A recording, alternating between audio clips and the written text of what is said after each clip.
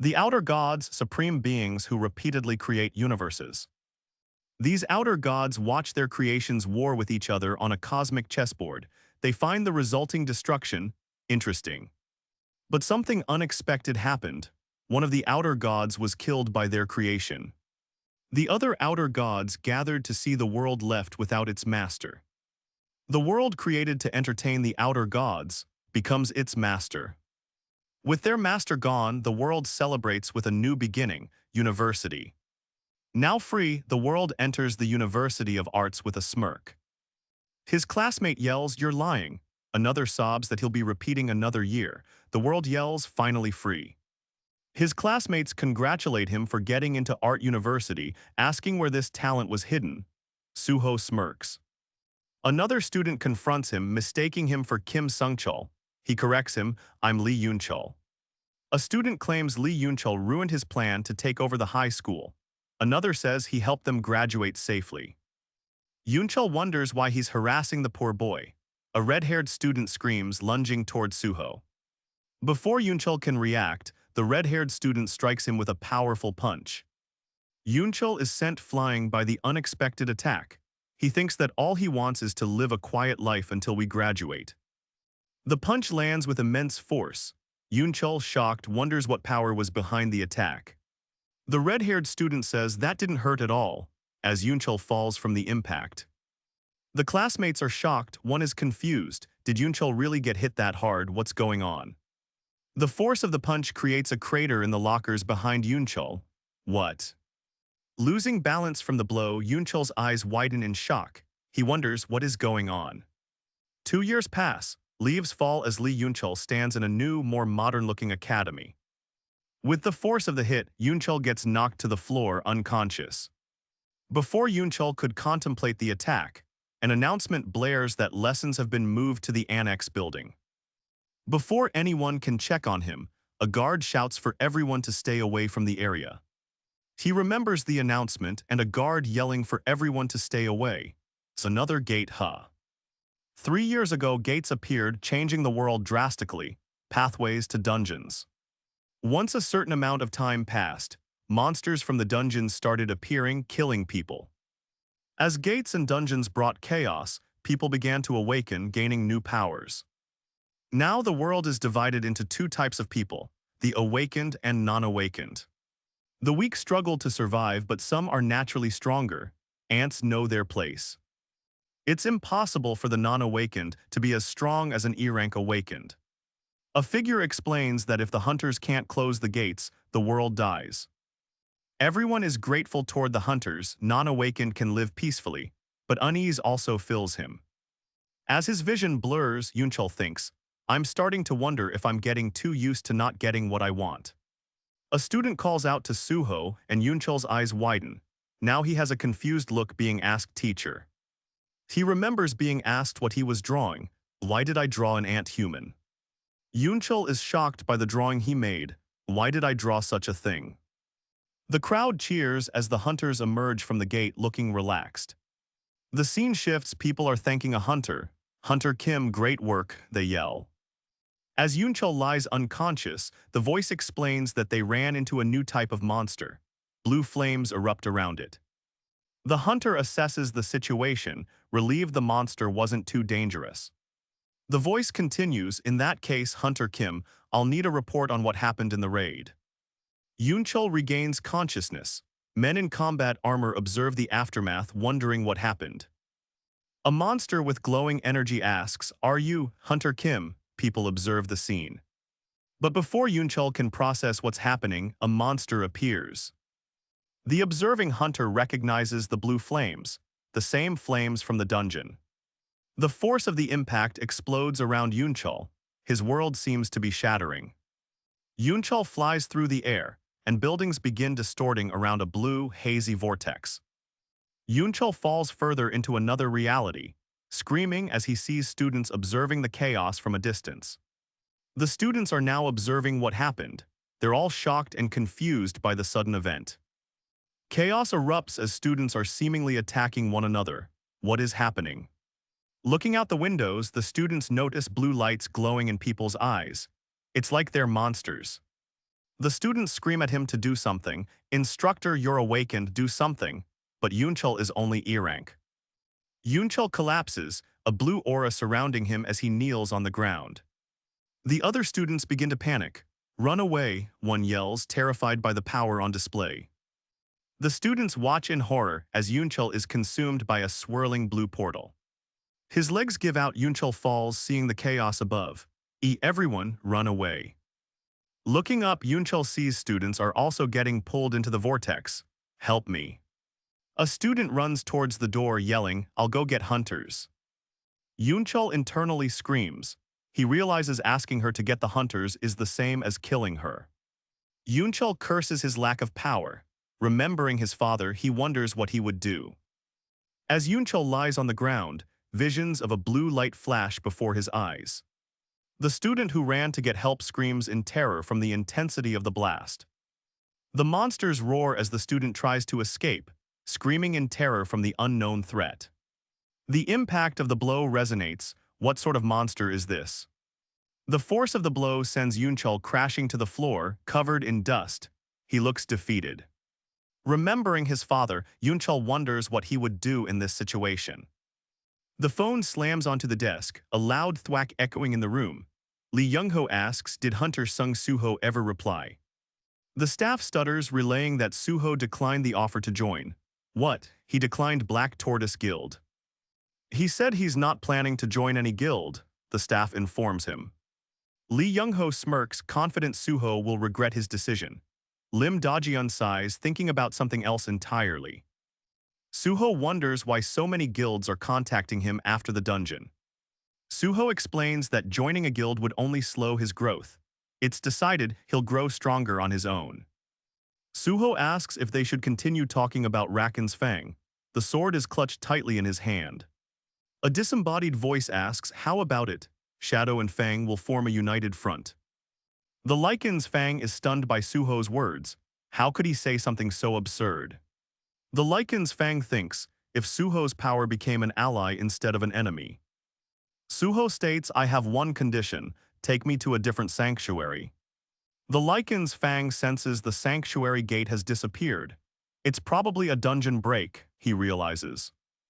Suho realizes, so that sanctuary must have turned into a field-type dungeon. A message is sent, Uncle, I'll go outside, don't worry if I don't contact you. Lycan's Fang asks if they should now travel to the monarch of Fang's sanctuary. It appears to be a dark mountain area. Lycan's Fang asks, are you sure it's here? The shadow next to him confidently states, yes. Suho thinks this is hard. He notices he's trespassing on Hyena Guild territory. The sign forbids entry. Suho dismisses Lycan's Fang's advice, focusing on leveling up instead. He asks the shadow, what are you doing? Suho prepares to enter the gate. Lycan's Fang asks about using the Hyena Guild to get through the territory. He believes anything is possible. Suho clenches his fist, energy surging. Then he crushes a mechanical device with immense power. Suho asks if there will be no evidence if he continues this way.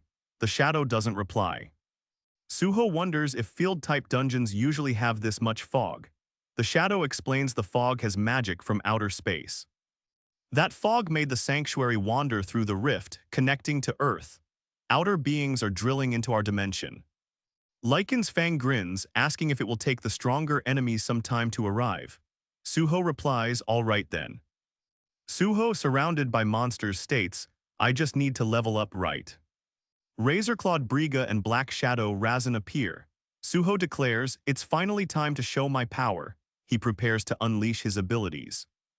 The Lycan's Fang is shocked as Suho declares he won't use it as a weapon. Suho states he knows how he'll fight. Suho confidently declares, the basics I'm familiar with from the tutorial. Suho uses Ruler's authority, preparing for mid to long-range support. He readies to strike. Storm Slash is activated, tearing through the air. Use a combination of weapons to mess them up. The shadow flickers and Suho is ready to use Shadow Extraction. This is my new fighting style. The shadow is impressed. That's outstanding, young monarch. They recognize the power of the Shadow Monarch's bloodline. The longer the fight, the better. The monster realizes Suho is getting stronger by defeating them. The battle pace is too fast. Suho realizes he can now handle 5 shadow soldiers after leveling up his intelligence. The Lycan's Fang boasts about the monarch's army. Suho silences him with a stern "be quiet." Suho and the shadow have reached their destination. This is where the gate leading to the sanctuary is. Lycans thinks it's bad that people are still in this dangerous area. Why are they here so late? Suho wonders why they suddenly started using magic beasts during the day. Suho spots the remnants of a vehicle. He exclaims, "That's." Suho asks Baru if he is looking at a human trafficking scenario. Suho thinks that it does seem like they are trespassing on someone's territory. The shadow urges caution. The shadow pauses, noticing Suho's absence and tilting its head in confusion. He already went. Suho remembers his father, a violent crimes detective, and his legendary firefighter grandfather. Suho rushes towards the people. He holds a person in his arms as he jumps. Suho kicks with intent to protect the victims. He questions his reaction. Suho delivers a powerful kick, sending his opponent flying backward. The fallen Lycan's fang crumbles, his life extinguished. A menacing sword stands tall in the distance, surrounded by eerie spirits. The prisoners watch in fear.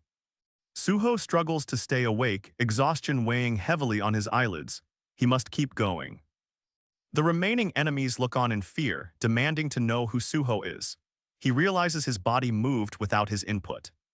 Suho stands amidst the swirling energy, a tear streaks down his face.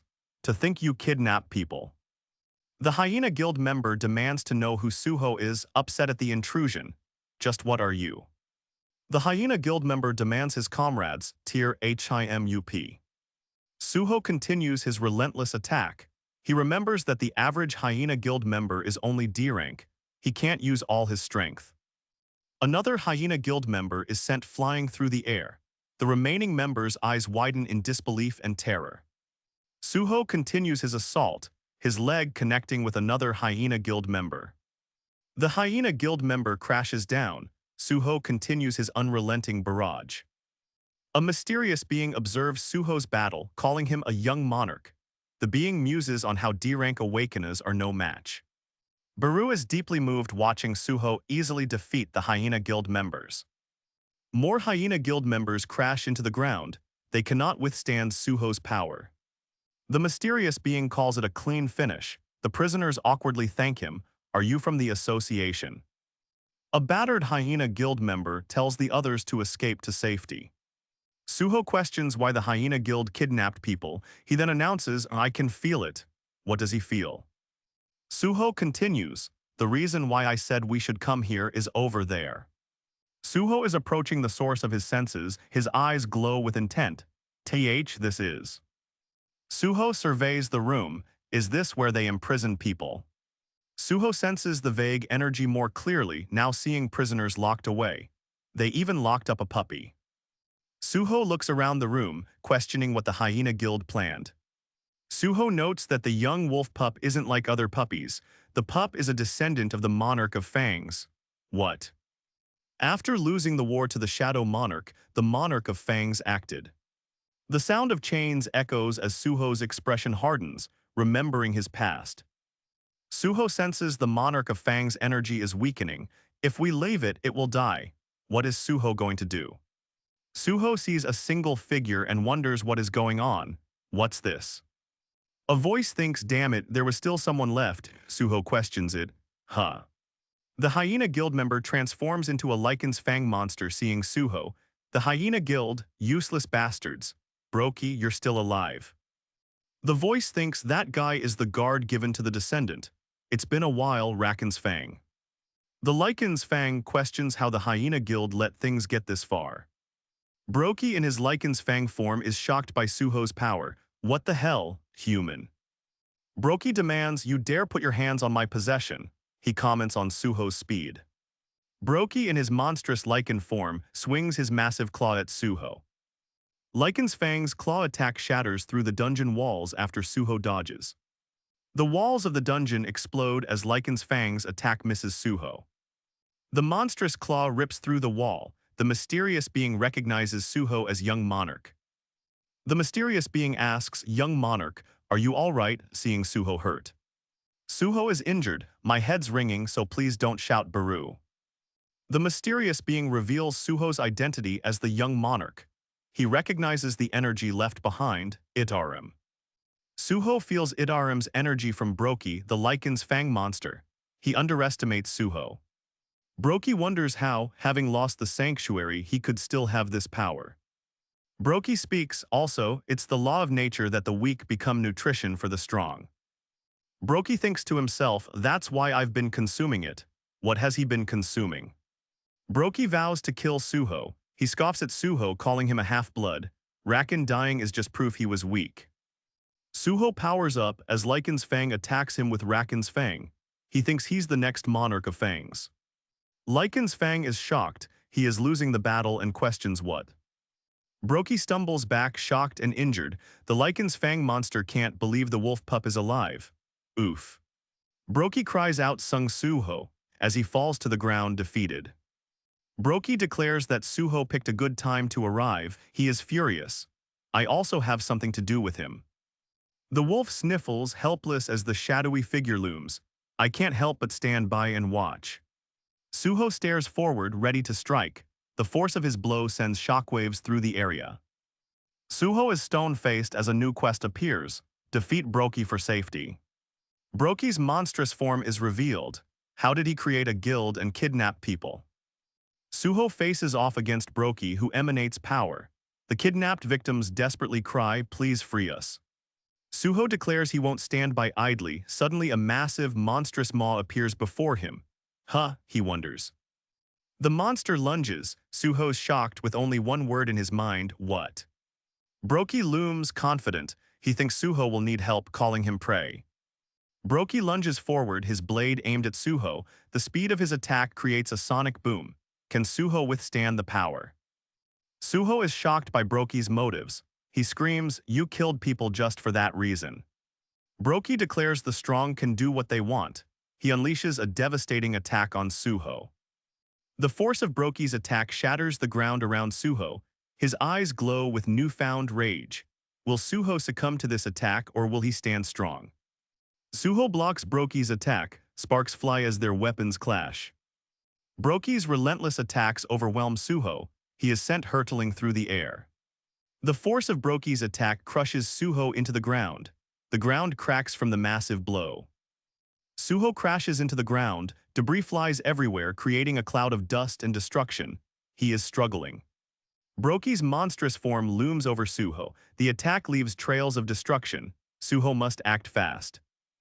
Broki attacks, but Suho activates Storm Slash. Will it be enough to win?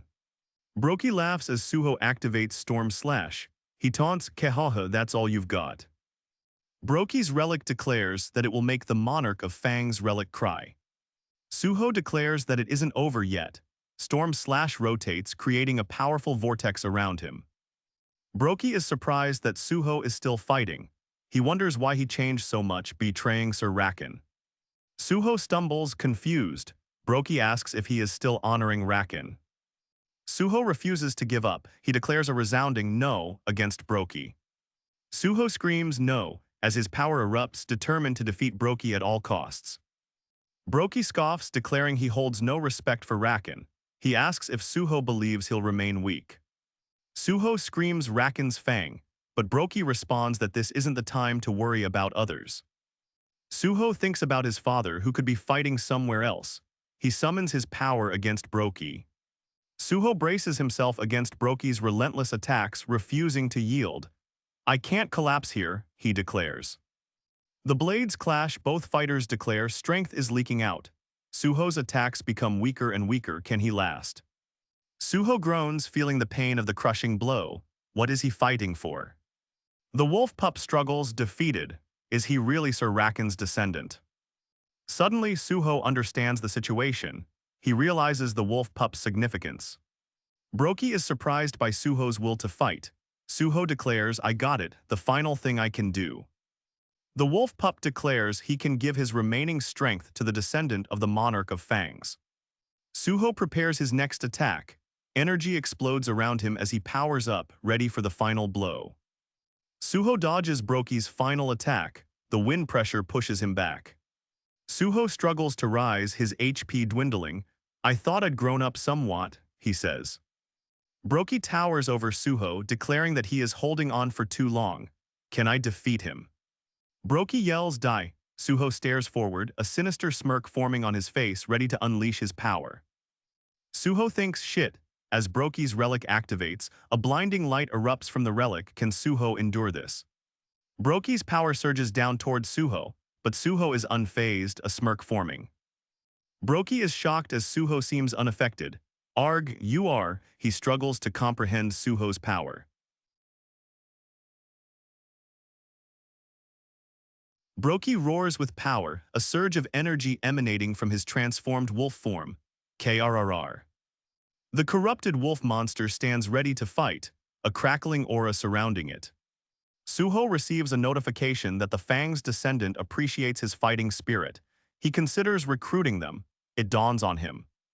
Could it recruit the wolf pup as a valuable teammate perhaps? The wolf monster declares Suho to be Raken's descendant, surprised about absorbed mana. The wolf monster wonders if Raken's Fang sacrificed itself to save him.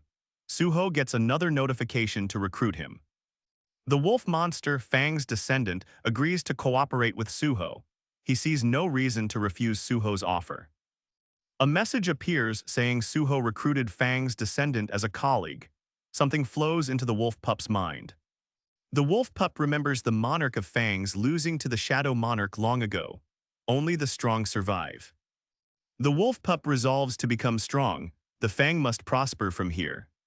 The wolf pup starts to cry, then quickly transforms into human form. The transformed wolf pup wonders why Suho hasn't ended him. Suho stares, declaring him to be a useful monster. Suho states that the transformed wolf pup is exactly who he needs. He makes his decision. The transformed wolf pup continues to cry, overwhelmed with sadness and confusion. Hyena Broki watches.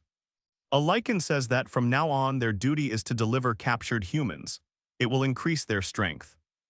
The wolf pup continues to sob, uncertain about his future path.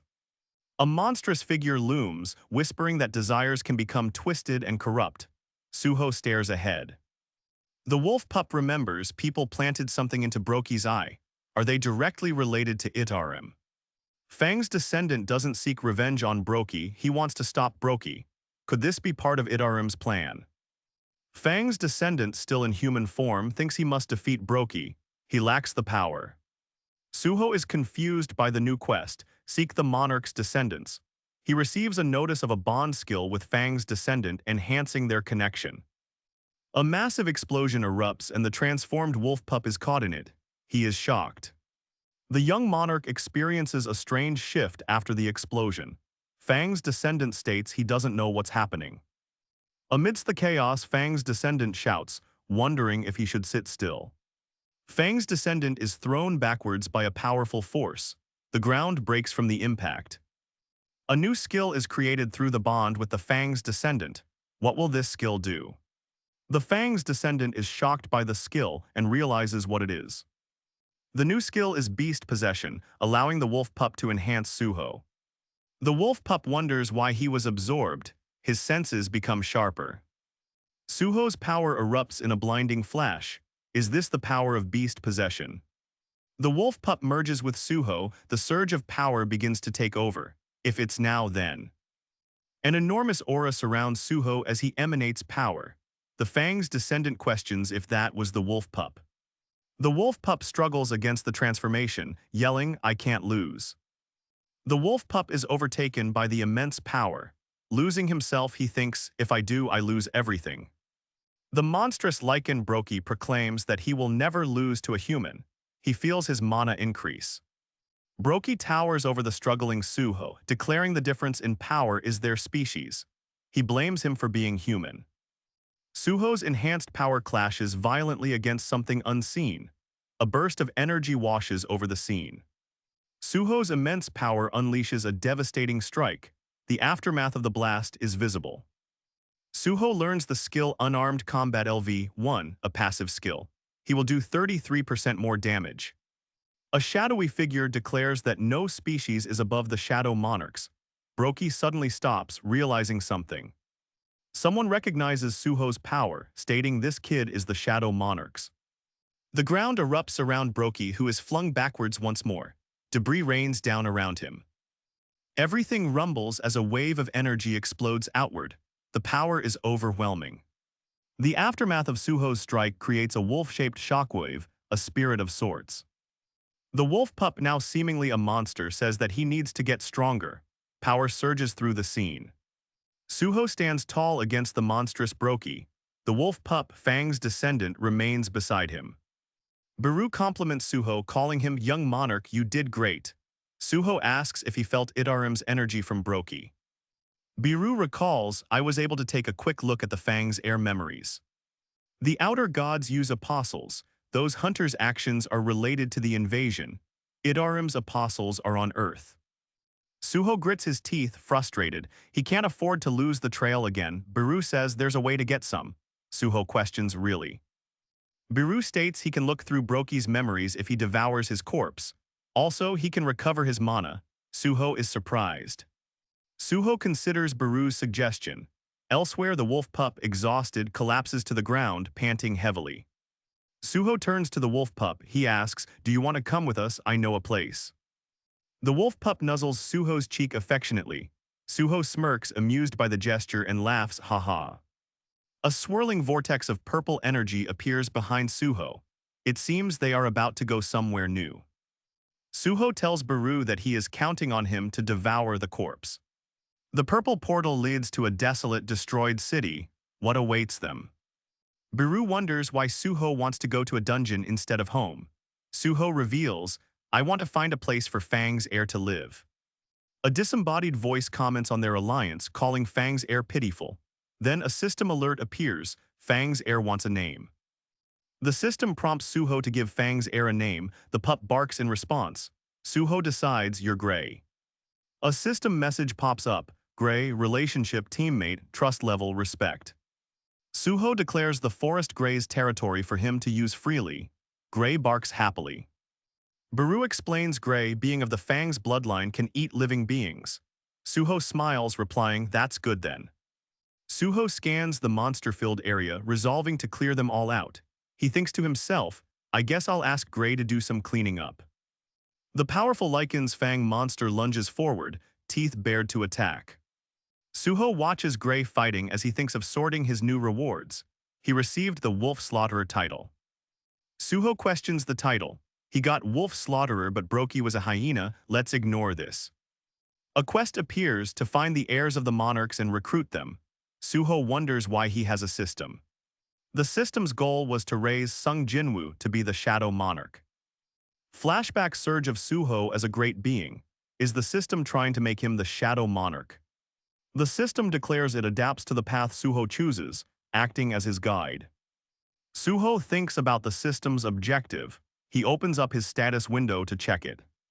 Suho recalls his level 1 stats being weaker than now, even with new skills.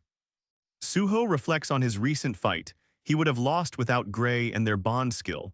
He decides to clear quests for now. Suho asks if Biru found Idarim's traces in Broki's memories. Biru replies, oh right. Biru shares that Broki's memories don't reveal any Idarim brainwashing. Suho wonders aloud if there are any clues. Biru finds memories of humans who created the Hyena Guild for Broki. Suho considers a lead to pursue more information about Idarim's whereabouts. He mutters, if we dig into the Grim Reap Guild. Suho's finger presses on a phone screen, a new destination in mind. Where will he go? IMTGU demands, what is it? He asks if he was the hyena incident instigator. Lee Min-sung is told not to change the topic, as his behavior is unpleasant. Elsewhere, several armored figures stand ominously in wait. They were warned to finish things up. IMTGU sits back in his chair, brooding. He dares to hang up right after saying what he wants. The armored figures shatter the ground as they land, muttering, S-rank. A defeated Lycan's Fang lays on the ground, leaking black liquid. It speaks of Suho's power. Suho watches as Gray begins to devour the corpses in the Shadow Dungeon. He wonders how Gray got the name Growl. The system notifies Suho that Gray is sharing his EXP. Suho asks Biru if such a system existed before. Suho compares it to a party system, despite only getting 50% of the EXP. As Gray devours the monsters, a system alert appears before Suho. He has completed a quest requirement in the Shadow Dungeon. Suho sees a daily quest pop up, Shadow Dungeon Cleanup. It wants me to kill goblins. The system wants to make the Shadow Dungeon his permanent territory. Suho is taken aback by the goblin hunt. Suho opens his inventory and looks at his loot. I got this when I killed the goblins. Suho blows the horn, summoning goblins to the surrounding area. Goblins start to rush towards Suho's location. With goblins now swarming around him, Suho realizes his plan is working perfectly. Suho smirks, thinking using the horn flute to gather goblins is clever. Suho prepares a powerful blow. An eruption of energy explodes around him. He's ready to fight more goblins. Suho's energy blast rips through the horde. More goblins are vaporized by the bright burst of light. Suho continues his goblin killing spree, finding it too easy. Since I need to kill a lot of them then. The system alerts Suho that the horn has summoned more goblins. I need to kill at least this many of them. The slain goblins arise, reanimated as shadows under Suho's control. He will use them to help clear the dungeon. Suho swings his sword, cutting through the goblins easily. This daily quest is already getting boring. The system indicates he's already completed the Shadow Dungeon Cleanup quest. He's been hunting for 3 hours. Suho is notified that the daily quest is complete. A reward has arrived. Is there a problem? Suho thinks if the quest numbers keep rising, there must be something more. The quest is already complete. As Suho kills the last goblin, a system alert appears, indicating quest completion. As the last goblin falls, Suho sees a system alert for quest rewards.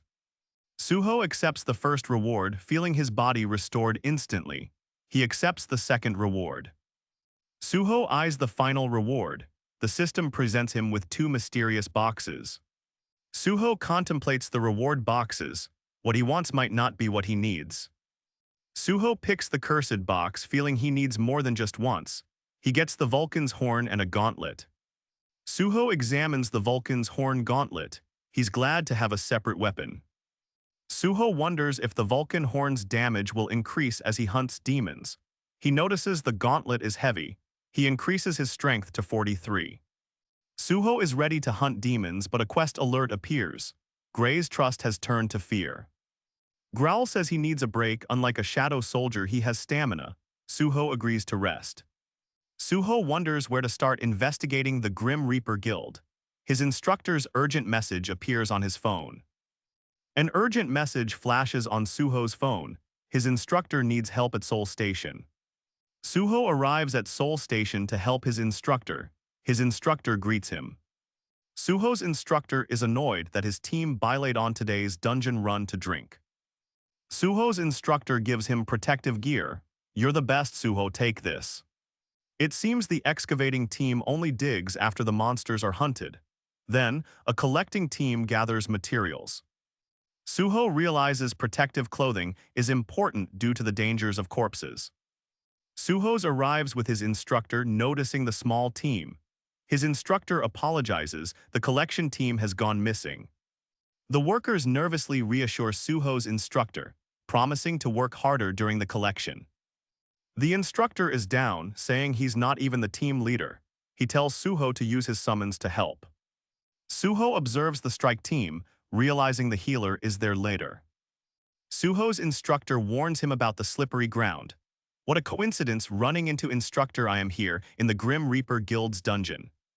Suho wonders if these repeated incidents are more than just coincidence. Suho's intense aura echoes as he stands amidst the energy. He is ready to confront a new challenge. A colossal shadow rises before Suho in the Grim Reaper Guild dungeon. With a clear view of their surroundings, the Grim Reaper team readies for battle. The Grim Reaper members are blasted back from a powerful attack, unable to defend themselves. A terrifying monster emerges from the shadows.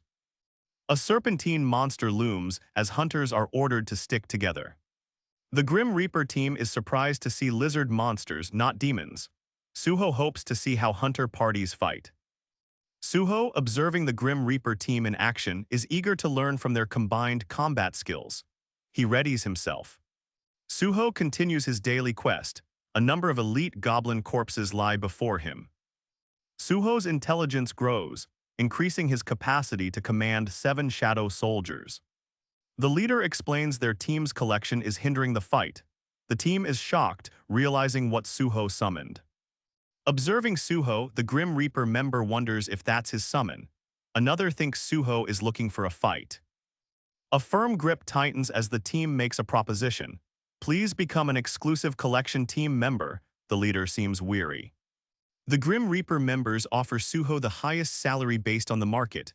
Another member cries out, "Captain," followed by, "We've got trouble." The team finds a mangled corpse, its body infused with strange energy. A corpse, it really is a corpse. A team member notes the corpse wore an accessory like a normal person. Another says, "I've never heard of a monster using fire." One of the Grim Reaper team says, "I think it's a Mistborn." Another asks, "Is that a new type of monster with blue flames?" The Grim Reaper members report finding more corpses at the scene. Another member suggests reporting it to the association. The Grim Reaper team thinks the corpses look like normal people, not hunters. They continue deeper in. Someone questions advancing due to the Mistborn's danger. The captain orders others to follow. The Grim Reaper team sighs, "Must we see Mistborns again?" Another asks about running skills. Suho is told to run away immediately if needed. The leader speaks with warning, "After all, we don't know what dangers lie ahead." The Mistborn unleashes a torrent of blue flames. The Grim Reaper team screams in pain as they are engulfed. A monstrous form says, "The fire isn't strong enough." The Grim Reaper members are trapped within blue flames. One monster asks how the firewood supply is coming along. Another replies with bad news. A monster demands, "Replenish, urgent." Another laments the hyena guild's problem affecting their Stardust production. A powerful presence is felt, and it seems the hunters have walked right into a trap. The Mistborn begin their plan. The monster reminds them to capture their prey alive. It is essential for their plans. Another answers with simple affirmation. A Grim Reaper member smiles, "Looks like we'll be able to earn a lot today." Another thinks continuing hunting was a good idea. The monster says they have a fantastic collection team today. He asks if he should use the Stardust he's been saving. The Grim Reaper members share the news of a rare mana stimulant. It can increase a hunter's rank temporarily. The leader looks at the mana stimulant, thinking it's for those C rank or above.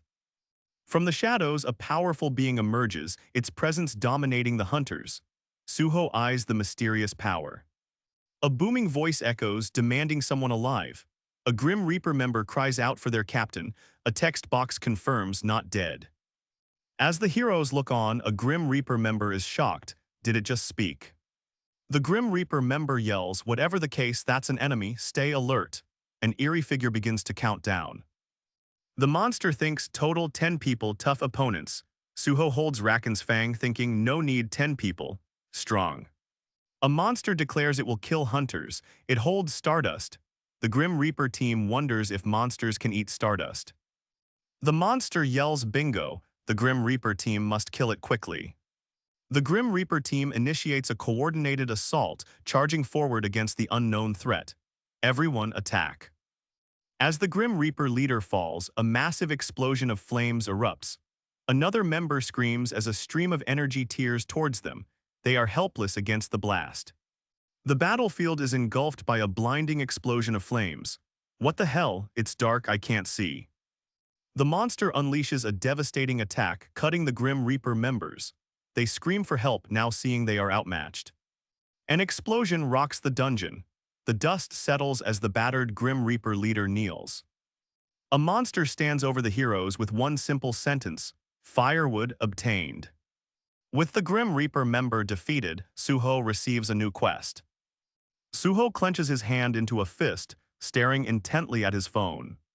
Baru asks why Suho is asking so many questions as a new quest appears on his screen.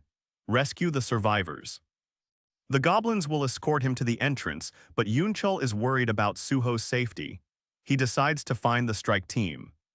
Yunchul says he will only be a hindrance and decides to head towards the exit. He'll ask the Hunter Association for help. Suho thanks Gray for the assistance in battle. The pup barks happily. Suho states we need to move swiftly. He takes a step forward, ready to complete his quest. Yunchul thinks he'd be in the way. He plans to ask the Hunter Association for assistance. He thanks Suho. Suho is enveloped in shadow energy. His eyes glow with immense power. He's ready for a new challenge. Suho follows up stating, we need to move quickly. He takes a powerful step as the ground beneath him cracks. He's determined to rescue the survivors. With determination, Suho races into the heart of the abandoned station. He spots an infected person on the ground, webbed in a strange cocoon. Suho must save them. A booming voice echoes, stating the firewood is secured. Another voice replies, you got here fast. The trapped humans cry out, that's unfair. One monster replies, it's a relief. The monster states, with this, we'll produce this batch of Stardust without issues. The demons pass down a poison called Blood Rage Poison, used to make Stardust. They praise the Apostle for revealing the recipe to create the Stardust, minimizing the side effects. Jamasu corrupt souls to create mindless monsters. They came with the Apostle's descent, giving lower demons a chance to grow stronger. The scene shifts, shadows looming as one states, I sense someone approaching this place quickly. Another responds, are there still any hunter left? Suho dashes forward, engulfed in a whirlwind of power. He bursts through the door. Suho surveys the eerie, desolate scene before him. Is this the place? He asks, sensing the dark energy. Suho narrows his eyes, sensing the presence of powerful entities. Are those guys demons? He wonders what lies behind them.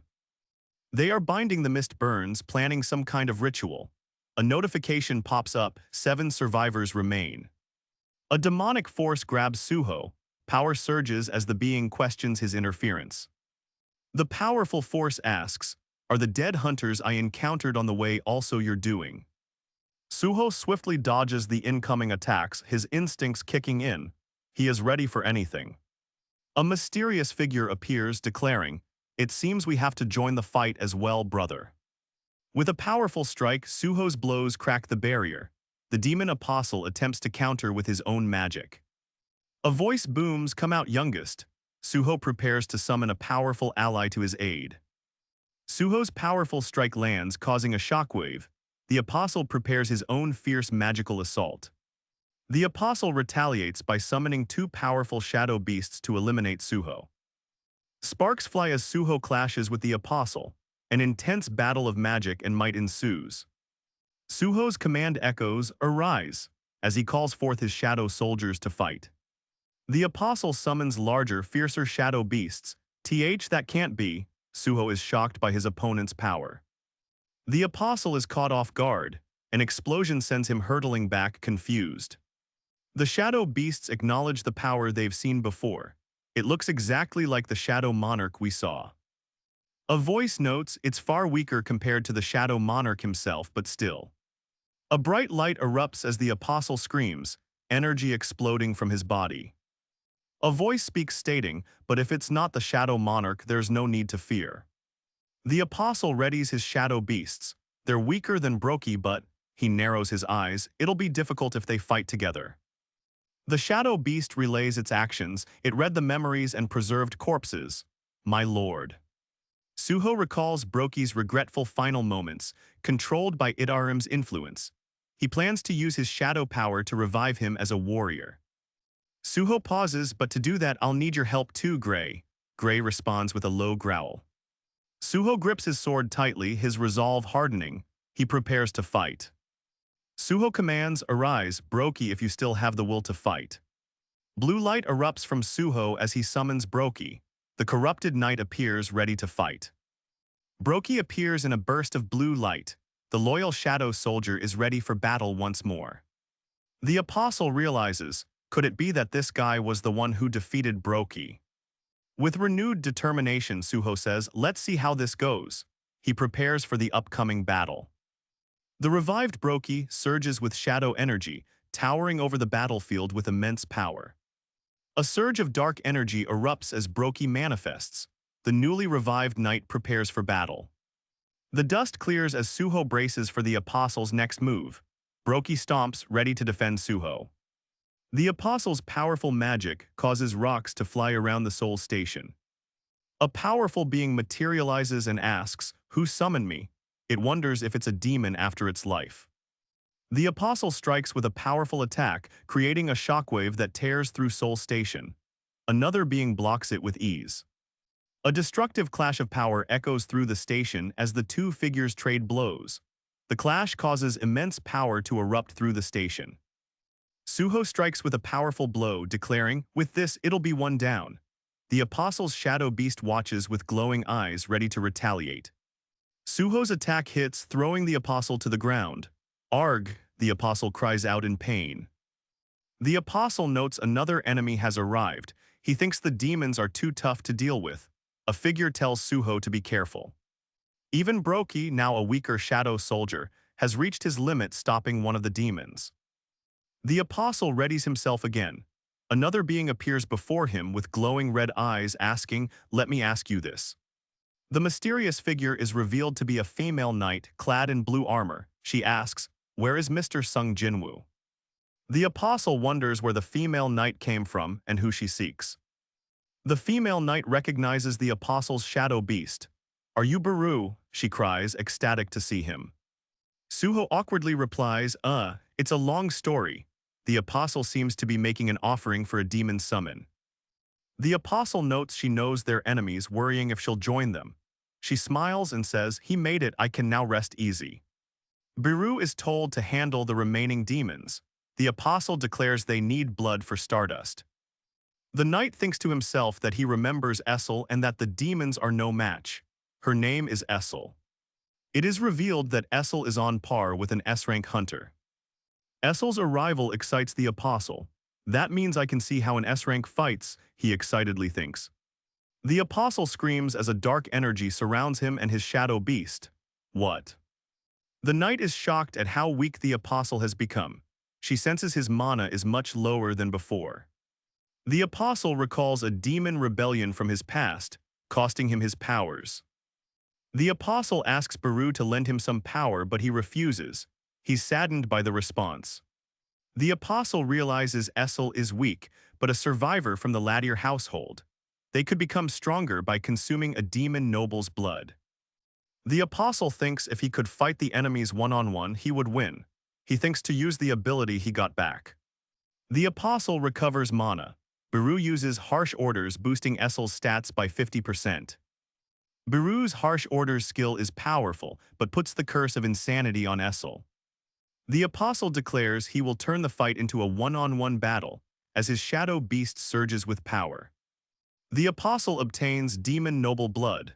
He turns to his opponent, ready for a counter-attack. The Apostle's attack is imbued with new power, as he lunges towards his opponent, ready for a rematch. The Apostle uses all the Stardust and power he has left to attack. The Apostle unleashes a brutal counter-attack, fueled by the Demon Noble Blood's enhancement. It's a clash of titans. The Apostle unleashes the full might of his attack, determined to crush his foes. He is fueled by dark magic. Suho has defeated a low-ranked demon. He leveled up from the fight. The Apostle defeats one demon, declaring, "One down for now."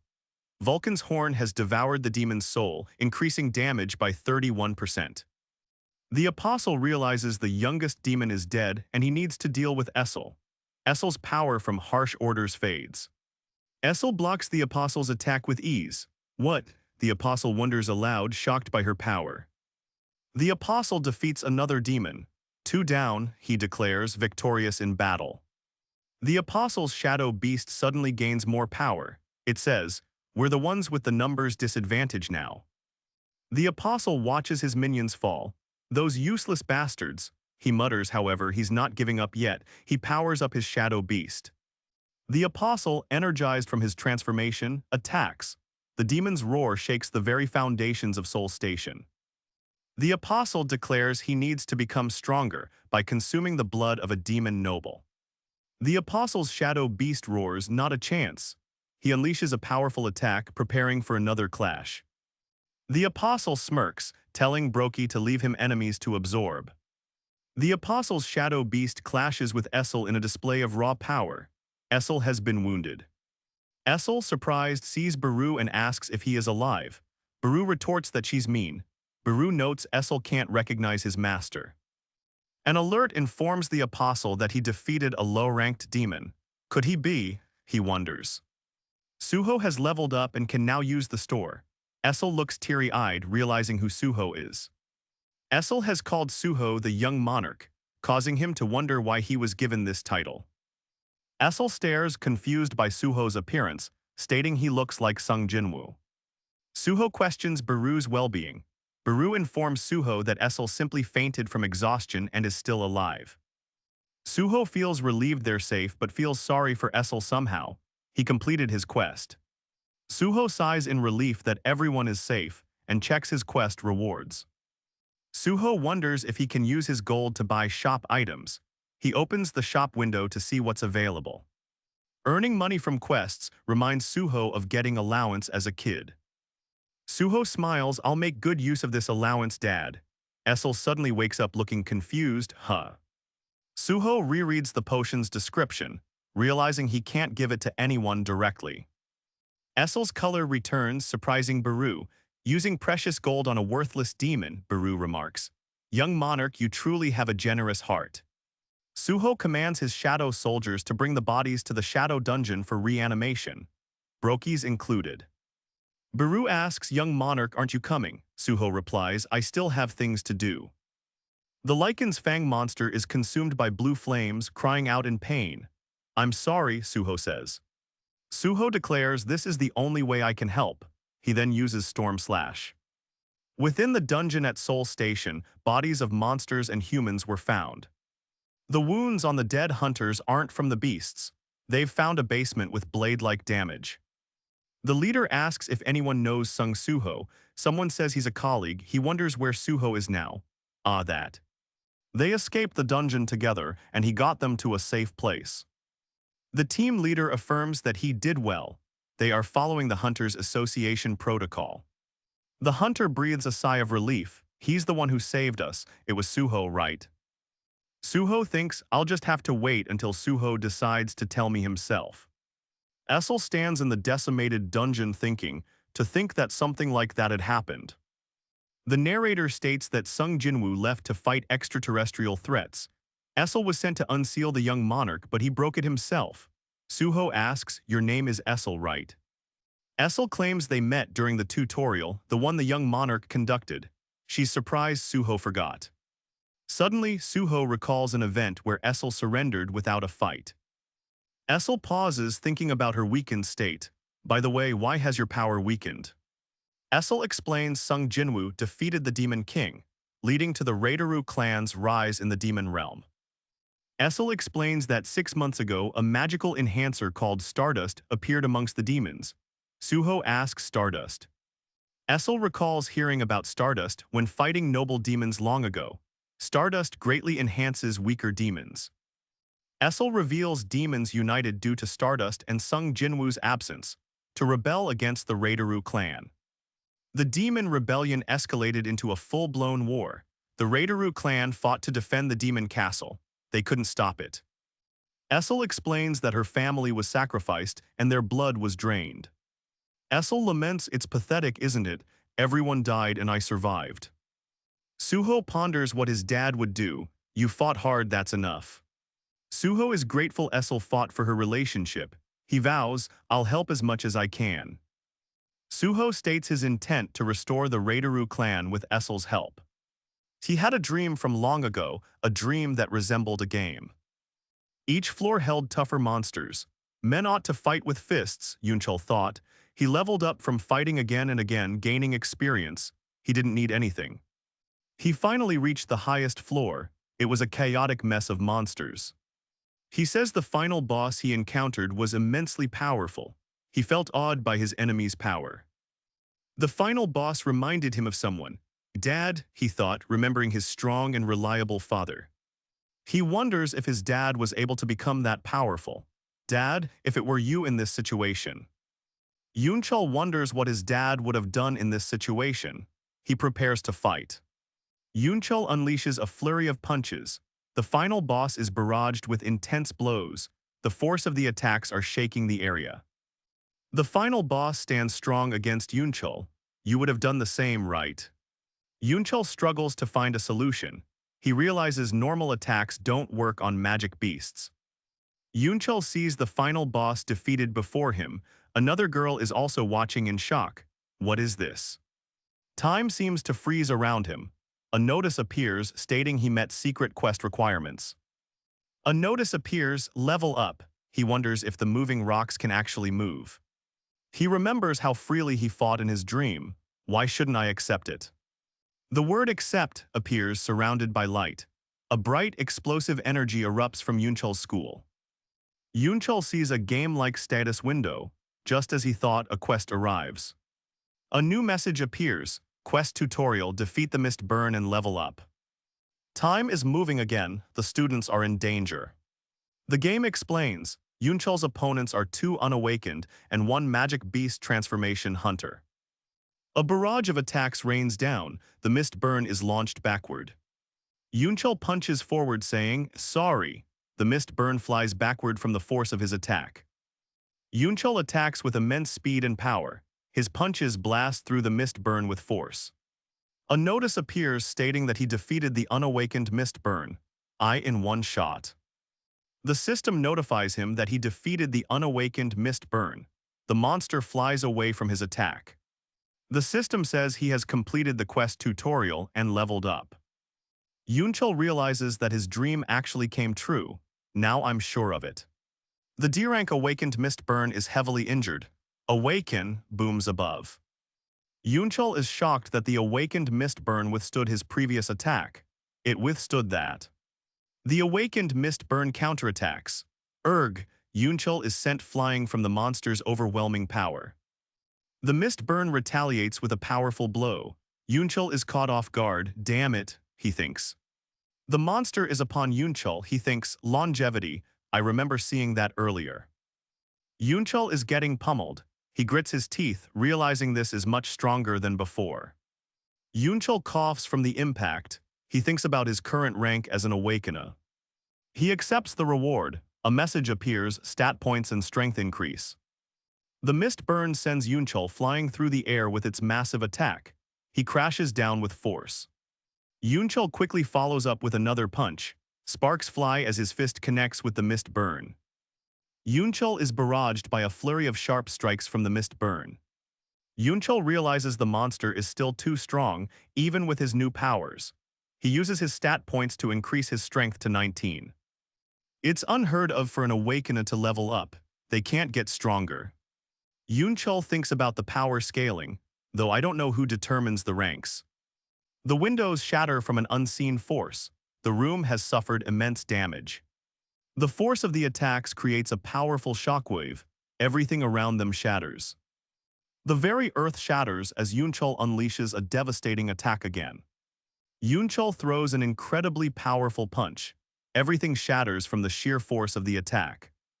The ground trembles as Yunchul's attack shatters the air itself. The mist burn is hit. Debris rains down around Yunchul as he struggles to maintain his footing. The monster looms above him. Notifications flood Yunchul's vision. He has defeated the awakened mist burn. I won, he breathes. He clenches his fist, realizing that his status has changed. With this, I'm an awakener as well. He clenches his bloodied fist, determined. I can do it now. Yunchul is now aware of his newfound power. I can save them.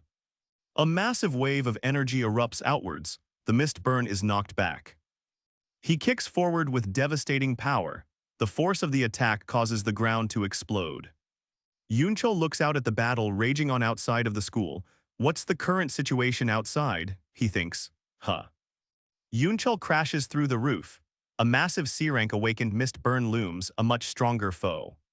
The system informs Suho that Essel is thankful and asks if he'll recruit her. Is Essel the second monarch descendant? Could this be why she's thankful?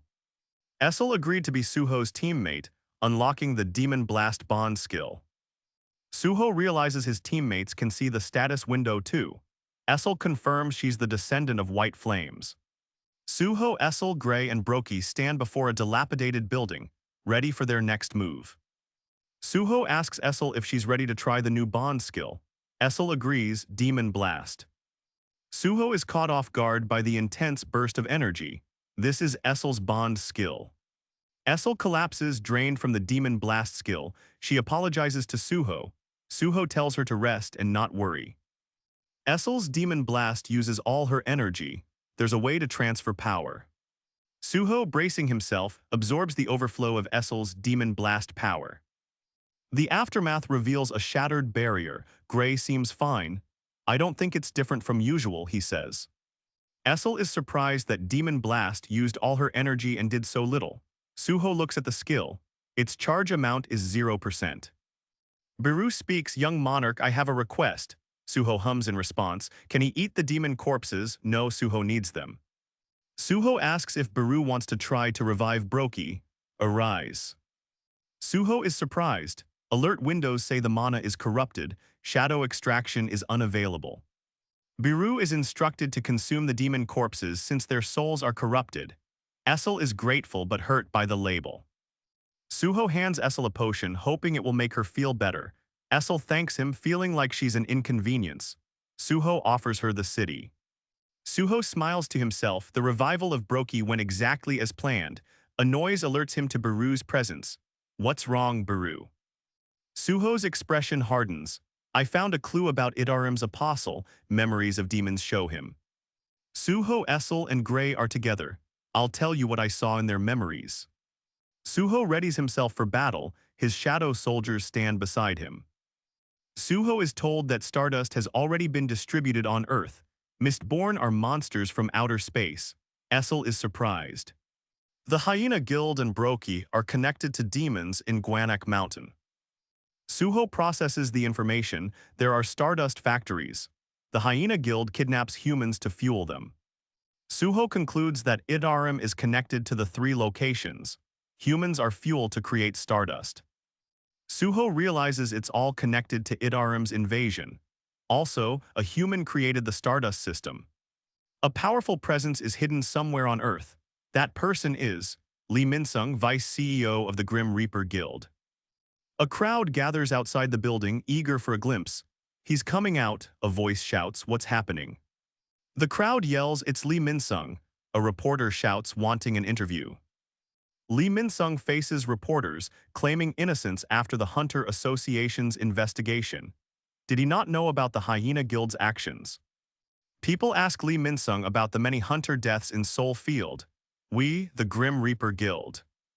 Lee Minsung states they only wanted to help a guild of D-rank hunters. Lee Minsung recalls opening the Seoul Field to outside hunters.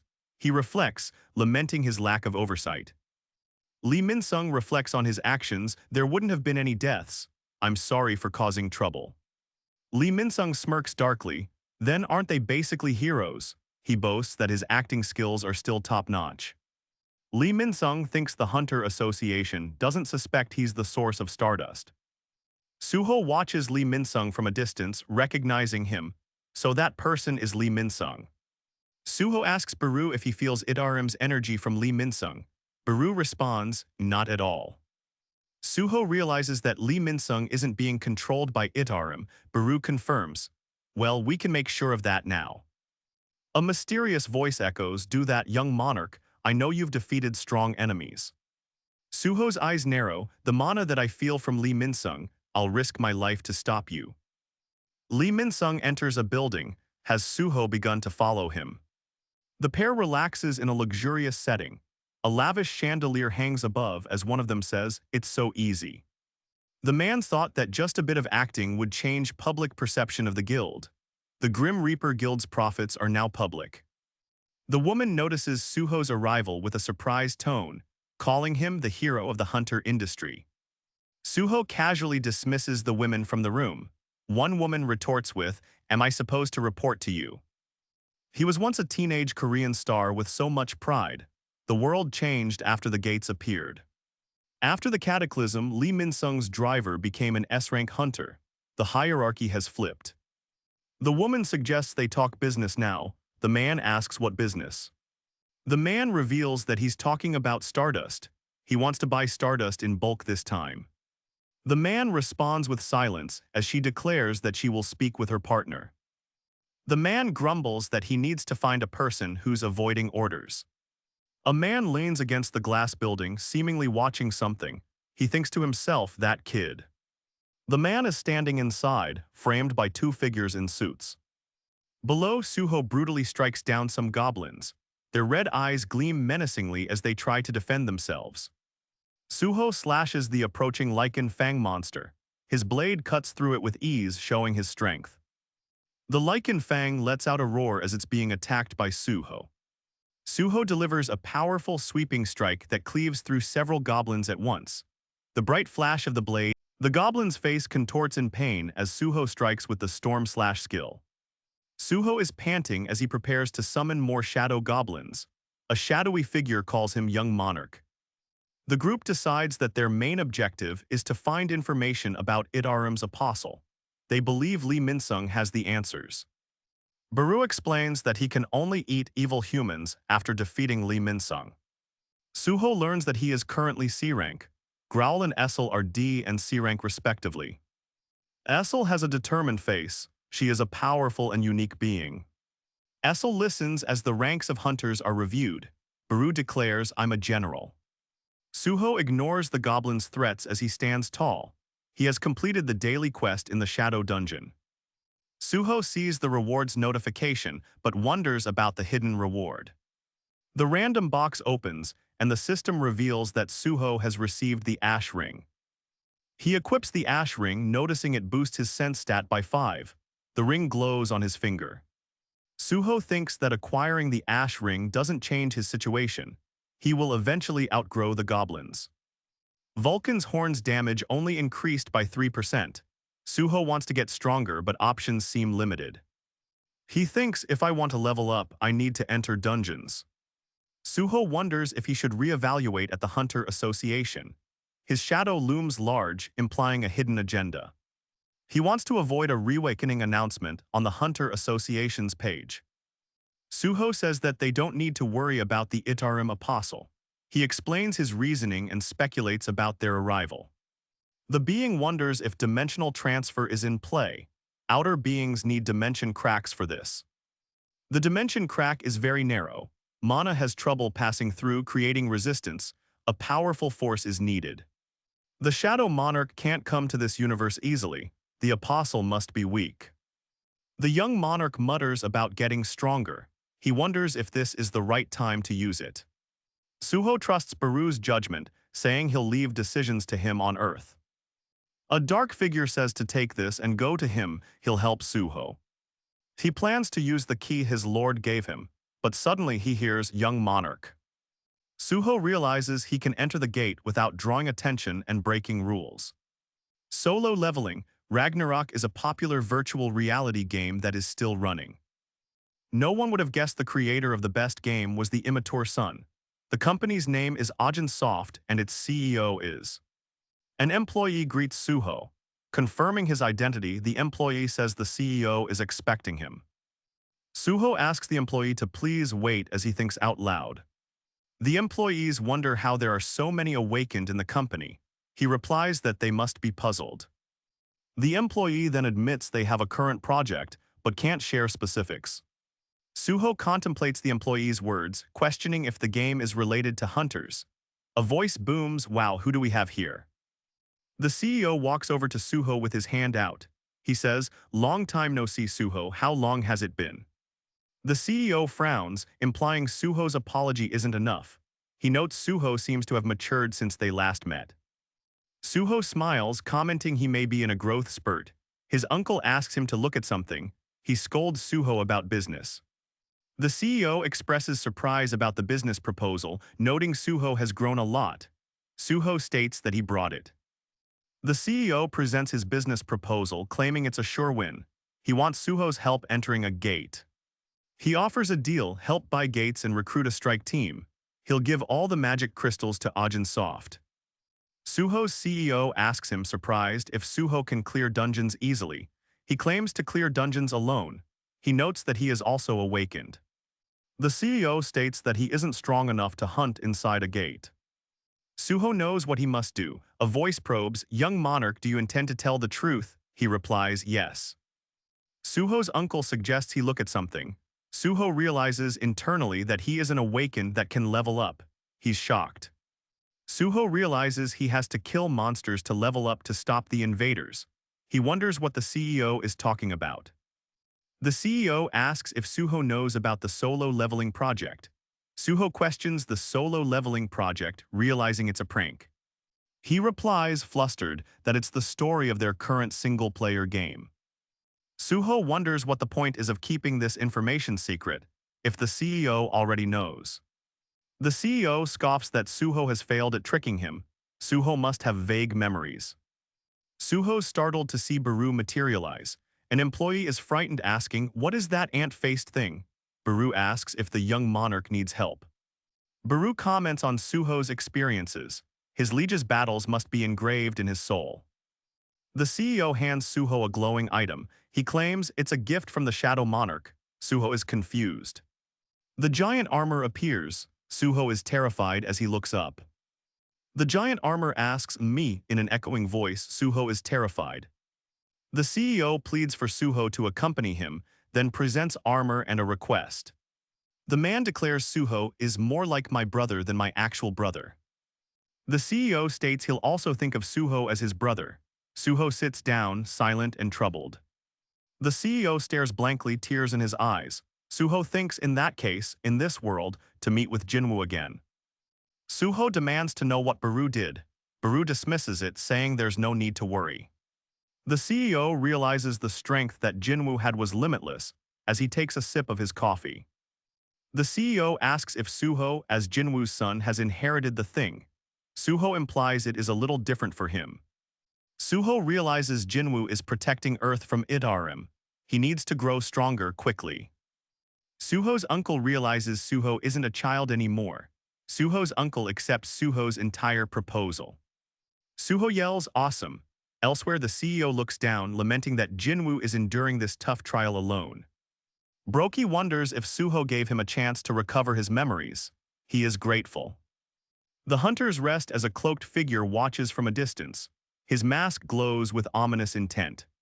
Suho realizes these are the hunters his uncle hired for the gate. He questions, "Are you really going in alone?" The CEO tells Suho that he doesn't know how confident he is in his skills. Despite his current state, Jinwoo believes he can still provide a little help. He says thank you. A sleek car drives past a towering office building in the night. The cloaked figure orders someone to stay put. An underling says, "Yes, sir." Lee Min-sung looks at the person and wonders if they've met before. It's been 3 months. Sung Jinwoo sighs, saying even brilliance cannot be hidden. He thanks the person for recognizing him.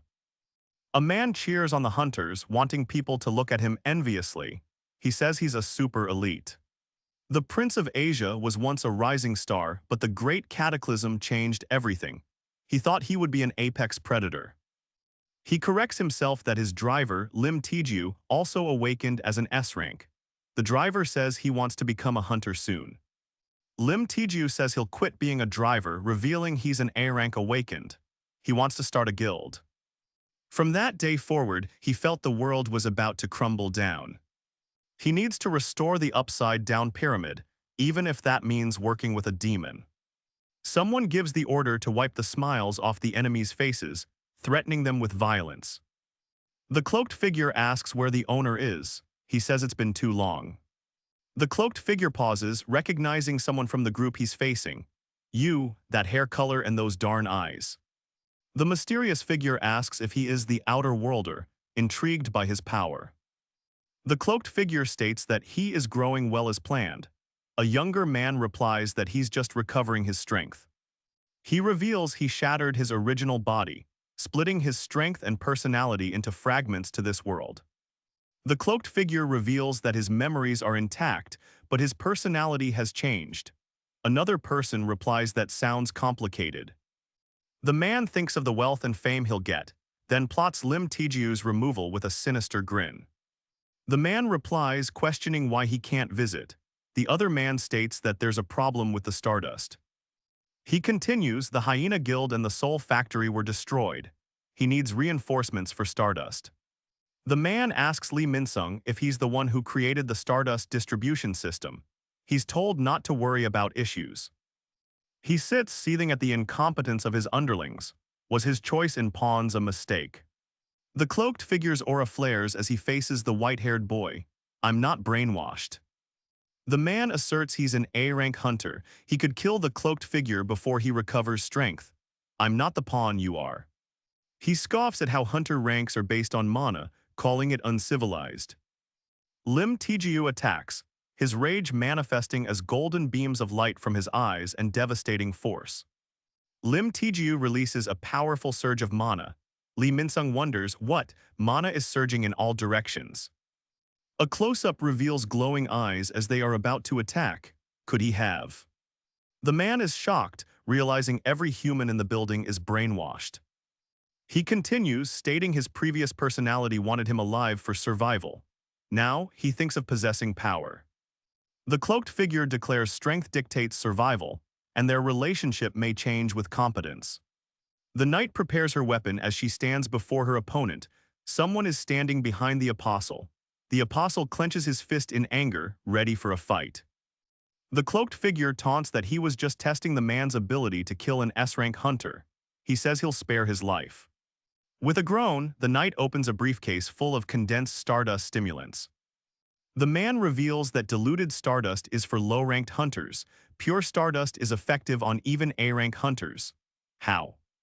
He holds the Stardust stimulant but declines, saying he knows nothing about it. The cloaked figure states, all right, make sure you keep your promise. A boy is standing still. That's none of my business. The figure says he can feel the fragment. Another fragment of strength will arrive soon to fuse. He proclaims he will no longer need to hide when the time comes. A monster appears. Essel the knight stands ready with her spear. Broki, as a shadow soldier, is about to attack. A massive dragon-like creature appears before them, its heavy footsteps shaking the ground. The massive dragon roars, unleashing a wave of force that shatters the ground and throws debris everywhere. The ground shakes as Essel yells, "Young monarch," she is ready to attack the monster. The man screams in pain as the cloaked figure attacks. The air crackles with intense energy. The new chapter of Solo Leveling, Ragnarok, is out now, chapter 24. A worried woman asks, this really isn't anything dangerous, right? The woman with a sling replies, this is the fourth time, always money given without fail. She feels uneasy and says, but it doesn't feel right. Her companion responds, quit on them then. It's strange that he's clearing gates alone without a team and C-rank now. The message rings out demanding increased speed. The figures engulfed in icy energy move even faster. He asks Gray if he agrees that collecting requires a lot of know-how. A worried woman speaks and the young monarch. Suho dodges the creature's massive attack, debris flying as the ground shatters beneath its power. Suho unleashes a powerful storm slash. The attack cuts through the air with immense speed and force. The paralyze effect has been activated, but the target has high resistance. Suho comments on how the spider withstood his attack. He wonders about the dagger's paralyzing effect. Suho uses Storm Slash again, unleashing a powerful attack that lands directly on the giant spider. He uses Storm Slash once more, the spider's massive health bar depleting rapidly. It collapses to the ground. With a confident smirk, Suho declares, using bare hands is the best. The powerful Storm Slash freezes midair before impacting the spider. Suho smirks, I've grown strong enough to fight a C-ranked boss alone. He thinks to himself, I can go into a B-rank gate next. He thinks about the ruler's authority skill, usually only used to move objects. Suho's punch glows with incredible power, the air crackling around his fist. The system announces that Suho has defeated the giant Arachne. Another alert appears, indicating he has leveled up. The system notifies Suho his ruler's authority skill leveled up to level 2. Suho ponders endless fight possibilities depending on how he uses ruler's authority. Essel cries out, young monarch. Essel asks if he defeated the boss. Suho says yes, he won. He tells Baru to eat the magic essence crystals. The system congratulates Suho, saying, "Great work." With a satisfied look, Suho sees the gold he earned pop up on his store menu. He thinks it's convenient. Suho responds, "Is that so?" He explains it is because he leveled up 8 times. Essel states that the more they fight, the more her strength recovers. They also become stronger. Suho wonders how he's recovering without blood. He then notices that Essel and Gray have leveled up. Essel questions their level system, noting they aren't players like Suho or Jinwoo. Suho reflects, pleased that his recruited heirs can become stronger, but many mysteries remain. Essel asks if he can level up. Suho states they can leave raiding for later and do daily quests first. Suho, Essel, and Gray enter the shadow dungeon. Suho's eyes widen, he mutters in confusion, "Huh." Suho is shocked as he senses the gate's power inside the shadow dungeon. The air shimmers with intense heat. Suho wonders if it's coming from a gate. Baru isn't sure about a gate within the shadow dungeon. An urgent quest pops up. A dimensional crack has been detected nearby. Suho, now faced with an urgent quest, instructs Essel and Gray to prepare themselves. "All right, Essel and Gray, take these, this is." Suho, pleased with the turn of events, declares, "Let's go into the gate." The scene shifts to a desert landscape. A pyramid structure emerges, hinting at the source of the heat. Inside the Egypt Pyramid Field dungeon, Liu Xing coughs. "That's tyranny, how could you ask us to leave?" An Asura guild member shouts that they were there first, ready to fight. The armored figure threatens, claiming the field-type dungeon for their guild. Someone curses their bad luck. Randolph realizes they ran into the scavenger guild, and notes everything is meaningless before overwhelming strength. The leader of the scavenger guild, an A-rank hunter, orders, "Everyone get ready for combat." An armored hunter responds, "HMPH." The hunter, barely dodging, sees the figure above. The armored hunter speaks out, "Hey." 30 minutes prior, Suho realizes why sand poured from the gate. "I see." Suho walks closer to the pyramid, to think it was a desert-type dungeon. Suho senses the immense power emanating from the desert pyramid. Suho is confused, seeing things that don't belong in dungeons. Cars and even barbed wire fences are present. Suho questions why machines are in the dungeon, followed by Essel pondering if it's even a dungeon. Could they be in another world? As long as the original gate remains in the shadow dungeon, there are no problems. The dust settles around them, revealing the silhouette of a figure engulfed in dark energy. How was it, young monarch? Suho realizes the gate that brought them here is now gone. Baru is shocked, his eyes widen in disbelief. The gate is disappearing. Does that mean the boss is dead? He's still inside.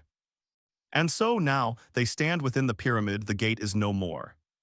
Suho thinks we entered the pyramid in the meantime. He notices other people. Suho, finding himself surrounded by people speaking English, wonders if he's in another country. He's glad he studied in college. The first hunter recognizes Suho's power, noting even the East has come to claim the dungeon. How troublesome. The hunter wonders, "I didn't think these many bugs would swarm here." Another hunter says, "Granny's made a prophecy. A being born of death from a shattered seal will appear in the tomb."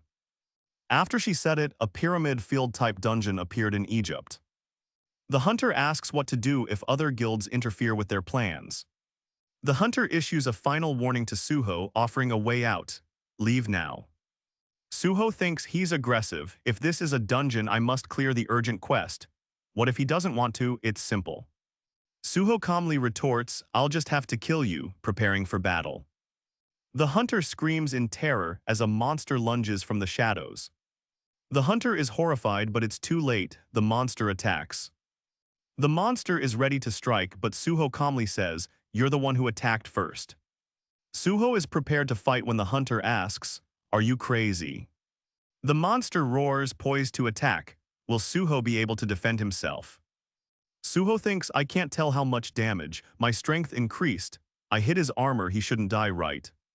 The hunter is angry and shouts, "You little," he doesn't understand. Huh. The monster crashes down with immense force, asking, "Who do you think you're sparing?" The hunter orders his men to kill everyone, but suddenly Essel appears enraged. "How dare you attack the young monarch?" The hunter declares a battle it is then, preparing his own men. Suho grunts in pain, replying, "I'm fine. It looks like hunters have to fight each other." It seems that what's about to happen will be necessary for the raid. Suho declares the armored guild his enemy. The monster crumbles from Suho's attack. It crashes down, destroying anything it touches. Suddenly, energy slashes through the air as the hunter retaliates. Will Suho be able to dodge in time? The hunter is struck down by an unseen force. The hunter is left to fall defeated and in disbelief. The hunter exclaims that he can't believe a weak hunter defies the scavenger guild. Suho is surprised at the enemy's resilience, thinking, just how tough are these guys? He wonders if it's okay to use his power. Suho thinks about using his new fighting technique, ruler's authority, on an actual person. Suho prepares to attack. He thinks, if I end up killing him, as he readies his blade. Suho's blade slices through the air, aiming for the armored hunter's neck. With a sickening crack, the hunter falls lifelessly, armor crumpled beneath an unseen force. Suho seems to have won the battle. The hunter says, "Thank you, I saw your skill," from Randolph. The hunter warns Suho, "Magic beasts aren't the only threats to a hunter in here. Be ready for anything." Suho is on the ground, beaten. He wonders if he was not resolved enough. Suho thinks that he has never felt the need to murder before now, but for how long will that last? Essel fights fiercely, but Suho realizes the situation is now life or death. The armored hunter looks defeated as they think, that's how. Suho hardens his gaze, thinking, I'll have to be in order to fight Lee Minsung. Another hunter appears, I'm a hunter from the Asura guild Ryo Sing. The hunter proposes an alliance, suggesting they work together since they share a common enemy. The hunter lies on the ground, looking up in shock and disbelief. What is he seeing? Dust explodes as Suho uses ruler's authority LV. 2. The power is devastating. Suho, fully embracing his power, declares, I won't hesitate any longer. Solo leveling, Ragnarok continues, and the chapter is titled number 26. Chapter 26 begins. Hunters are in the middle of fighting each other. The Asura Guild is working with another hunter party against the others. Ryo Sing is about to awaken his full strength to defeat Suho. Ryo is surprised by Suho's power. Suddenly, a giant arachne, a normal rank monster, bursts into the battlefield, causing chaos with its massive size and sharp teeth. The hunter is shocked that Suho's martial arts are supported by summons. He says, all right, I'll be heading in now too. The hunter prepares to attack the giant arachne. He raises his weapon, ready to fight the giant monster. The giant arachne collapses under a powerful attack. Debris and dust explode outwards as the beast crashes. Suho unleashes a barrage of energy at the beast. Ryo Sing is angry and states, you've been hiding a lot, kid, how fun. Randolph is revived as a shadow soldier, but is now much weaker. Suho declares it's time to use a bond skill with Gray. The hunter is concerned and shouts, just a moment, young monarch. She asks to use a bond skill. The hunter thinks about the skill she learned to increase charging rate. My chance to be useful. The hunter is hit with a blast of energy and shouts in pain. Monsters are swarming. Suddenly, a horde of undead monsters approach the hunters. Did their fighting draw them? The hunter looks back and yells, they're at the other entrance too. It appears that there are undead swarming all sides of the dungeon. A hunter realizes, I finally understand the prophecy that the boss heard. Referring to the mummies, someone thinks the being who broke the seal is in this dungeon. The hunter thinks of his orders to take ownership of the dungeon. The power to raise the dead would be best. Suho realizes, backing off now would be foolish with enemies all around, and moves into a battle stance. Someone shouts to ignore the other hunters and head to the boss room first. It seems the scavenger guild is entering the dungeon. The hunter grunts as they realize the undead monsters were meant to keep them busy from the real threat. The path just had to be that way too. A hunter worries, at this rate, the reward might be taken from us too. Broki bursts back to life as a shadow soldier. He roars with renewed vigor as he rises. The undead horde gets decimated by powerful attacks. Suho and Broki unleash devastating moves to clear the path. Suho has just obliterated the horde of undead with an immense burst of shadow energy and martial arts. Now what? He thinks, panting from exhaustion. Suho declares to quickly finish up here and chase after them. A hunter is shocked by Suho's ability to merge with shadows. The desert pyramid shakes violently, signaling a major shift within. The undead warriors collapse as they're quickly defeated. Suho and his shadow soldiers make quick work of the undead horde. The hunter eyes Suho intently, realizing that kid, there's more than meets the eye. The hunters approach the towering doors. Is this the boss room? A hunter wonders aloud. Deep within the pyramid, warriors emerge. Cough, cough, the power to raise the dead must be near. The hunters look towards a massive figure. That guy looks like the boss. Is it sleeping? The monster is chained down, and the prophecy said one born of death would appear after the seal was broken. A giant monster appears to be communicating through monster language to the hunters. The massive monster breaks free of its chains. It looks like the one who broke the seal. The giant monster clenches its fist, still bound by chains. Its power is immense. The hunter declares, "Everyone, get ready for battle." Suddenly, the chains binding the monster burst apart. Dust and debris explode as the monster is unleashed. The chains binding the monster are completely shattered. Randolph is revived once more by Suho's shadow, and the hunter questions, "What is this?" The narrator explains how durable tanks were knocked down by the monster's chains. The hunter's eyes gleam with determination. "Is it telling me to attack it, each and every one of you?" The hunter activates a skill, Giant's Armor. Will it be enough to defeat the monstrous foe? Suho battles against the giant arachne, blades clash. His skill overwhelms the creature. The hunter's punch connects with the monster. He put everything into that blow. He thinks, didn't even make it budge. The revived shadow soldier apologizes to Suho, stating he should have waited. The giant monster's fist clenches as it is bound by chains once more.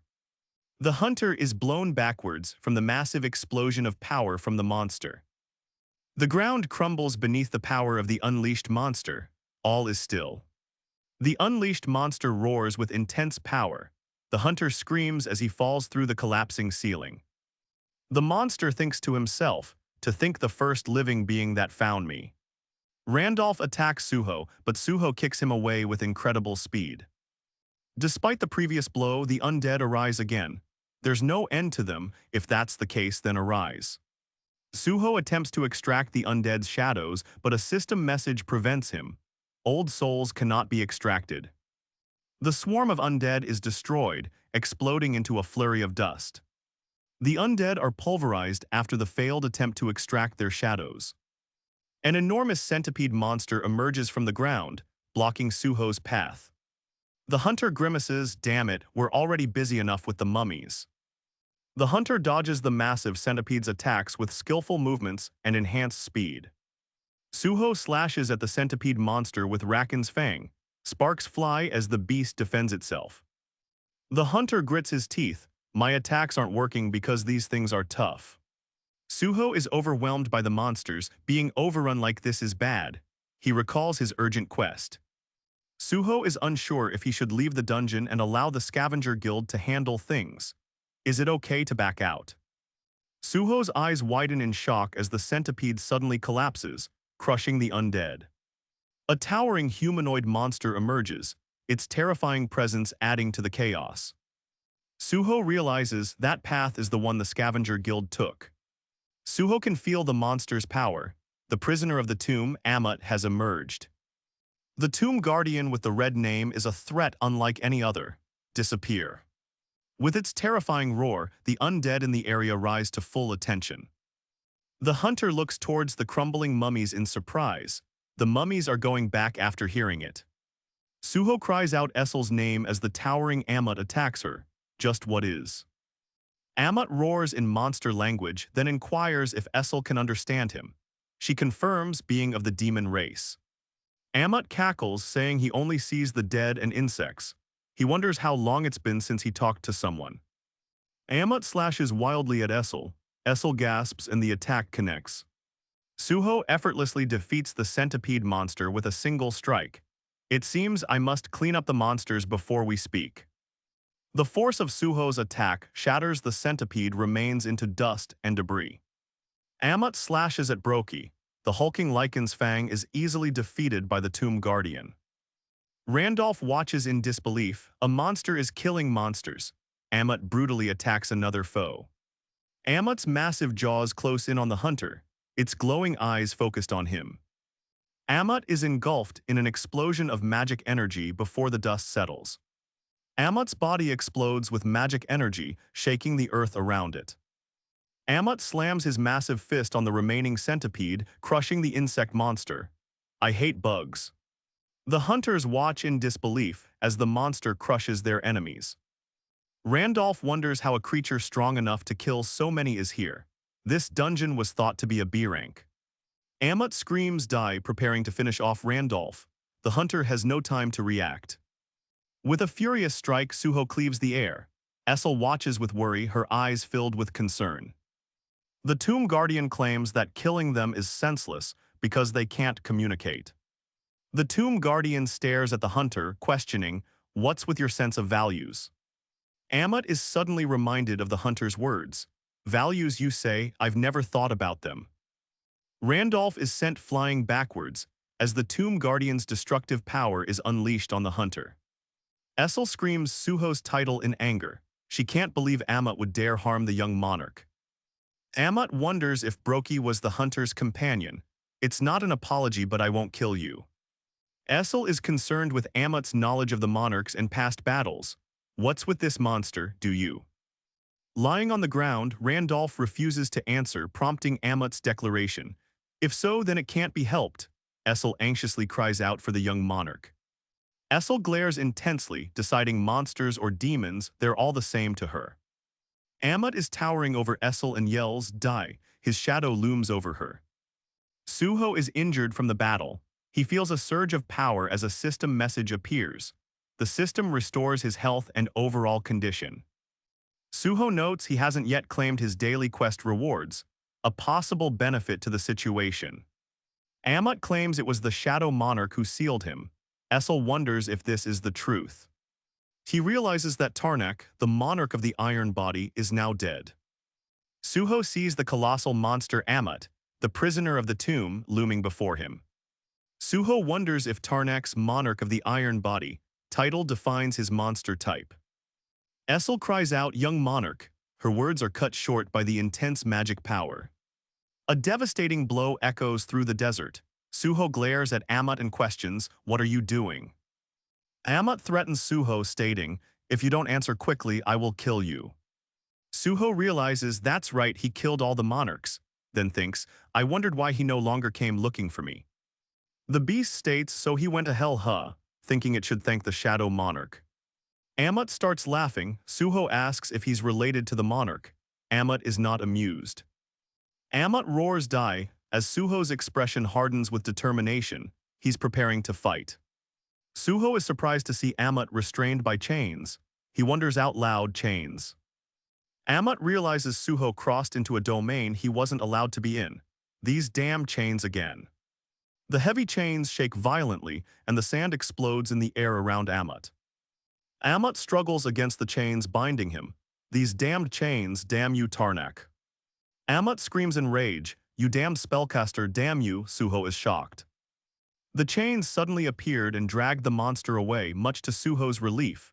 Essel asks if he's all right. The hunter's words fade as a surge of power washes over Suho. He wonders what it is. Suho realizes something's happening to the quest. Another crack has been detected. Suho sees a new quest appear to free Amut, the heir of the Iron Body. The desolate desert landscape is filled with broken stone and debris. This field-type dungeon feels incredibly dangerous. Suho observes the corpses. Those people are from the Scavenger Guild. Amut proclaims, "You've got some guts, human." Suho retorts that he came to have a proper conversation. He asks if they've spoken before. Suho argues that attempted murder is not a conversation. Amut retorts he learned it from Tarnak. Suho thinks he has to recruit Amut. Amut asks if Suho is curious about him. Amut agrees to tell him about himself. The creature declares his name is Amut. Tarnak and a spellcaster made him. Amut states he's stuck in a tomb filled with the dead, bound by infernal chains. "You can't break the chains." Amut vows revenge on Tarnak and the spellcaster who imprisoned him. Suho realizes he must free Amut. Amut wonders how to get rid of the chains that keep reappearing. Then Suho thinks about the stakes. Suho asks if the monsters were there when Amut was sealed. He confirms it. Suho asks if Amut is the master of the dungeon. Amut wonders why Suho is asking so many questions about the tomb. Suho is confused why Amut can't roam the dungeon. Suho considers his theory. If he frees Amut, will he listen to him? Amut asks if he will be freed. Amut offers a deal. If Suho frees him, he'll do whatever Suho says. He wonders if Suho has found a way to lift the spell. The monster asks, "Are you aware of what will happen to you?" Suho asks him to listen before making decisions. Amut declares, "I'm going to make this dungeon collapse." Suho wonders if it's true. Suho wonders if the spellcaster was worried about him killing the master. Amut's massive jaws open wide, displaying rows of sharp teeth as he considers, what an entertaining idea. A voice calls out, addressing Suho as young monarch, interrupting his thoughts about Amut's motivations. Amut questions why Suho is siding with Essel over Baru. He warns him of death. The behemoth's voice booms, revealing a surprising truth. Anyway, who would have thought this child would be the Shadow Monarch's son? Amut thinks it's been a while since the Shadow heir came. Failure is certain. Despite everything, Suho feels conviction in Amut's words. Amut finishes, "If I get you out, you'll hear me out, yeah." Amut remembers Tarnak's philosophy, but finds even weak beings can seem strong. Amut, still trapped in the pyramid, believes Suho can free him. Suho is blasted away, as Amut has an insane amount of power. As the dust settles from the recent explosion, Suho exhales a sigh of relief. Essel watches Suho, determined. She thinks to herself, now there's just one left. Suho is blasted through the pyramid interior by Amut. The scale of power is immense. The pyramid shakes again and a new monster emerges, the tomb's warden Sheikah. The chains bind him. He senses Suho's presence as the gate to their world appears. He notes the troublesome spell. The chains appear when he tries to leave. Amut says, "Forget it, whatever happens is better than being trapped in here." With a monstrous roar, he breaks free. The chains shatter into pieces as Amut unleashes an earth-shattering roar of freedom and power. With the chains broken, a blinding light erupts as Suho looks down menacingly. Suho prepares to strike, his figure a dark silhouette against the blinding light. The sand intensifies, making Suho struggle. He grunts, realizing the tomb's warden Sheikah, "I can't get close." Seeing his name is red, Suho deduces that Sheikah is at least a rank. Suho rushes forward with impressive speed. Sheikah's power still slows him down. Suho feels the intense heat. Sheikah's magic burns through the sand. His body begins to glow as he fights back. Suho gathers mana in his hand. The sand intensifies around Sheikah. Sheikah unleashes a powerful attack against Suho. Sheikah retaliates. With a powerful blast, Suho is sent flying backwards from the attack. Suho yells, "Essel, let's use the bond skill." As she responds, "Yes, young monarch." Essel says, "Finally, the bond skill that I learned needs to charge." Essel says she will show her new power thanks to the goblin hunting. Sheikah lunges from above. Suho's eyes blaze with determination and a fierce, powerful aura. The force of the blow sends Essel crashing to the ground, defeated. "I've only shown weakness." Essel, the descendant of white flames, gathers her energy as Suho prepares to use their bond skill, Demon Blast. Sheikah, resolved, thinks, "I'll pour everything into this attack," as the power rises. Red magic swirls around Suho, as Sheikah prepares another devastating attack. Suddenly, Sheikah appears behind Essel. The powerful blow sends her flying backwards, defeated. The monster realizes this is it, the dungeon is collapsing. With Essel defeated, the chains begin to break from around the dungeon's stone structure. Amut orders his shadow alligator to follow, focused on getting to Suho. "If the chains don't get in my way." Amut remembers his painful past with Tarnak and the spellcaster's experiments.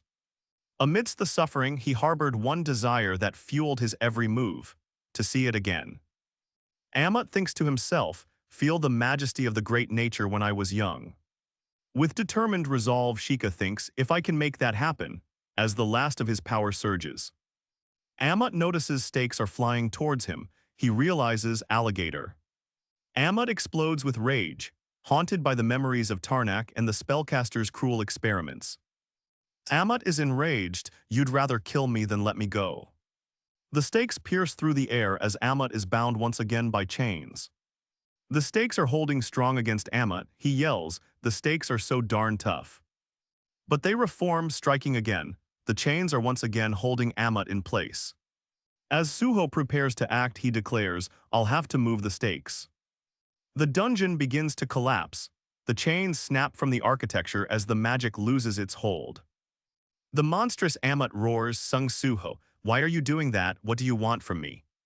Suho prepares his attack. With a powerful strike, Amut is sent reeling backwards. My bones can't take it anymore. Amut attacks with bone-crushing force.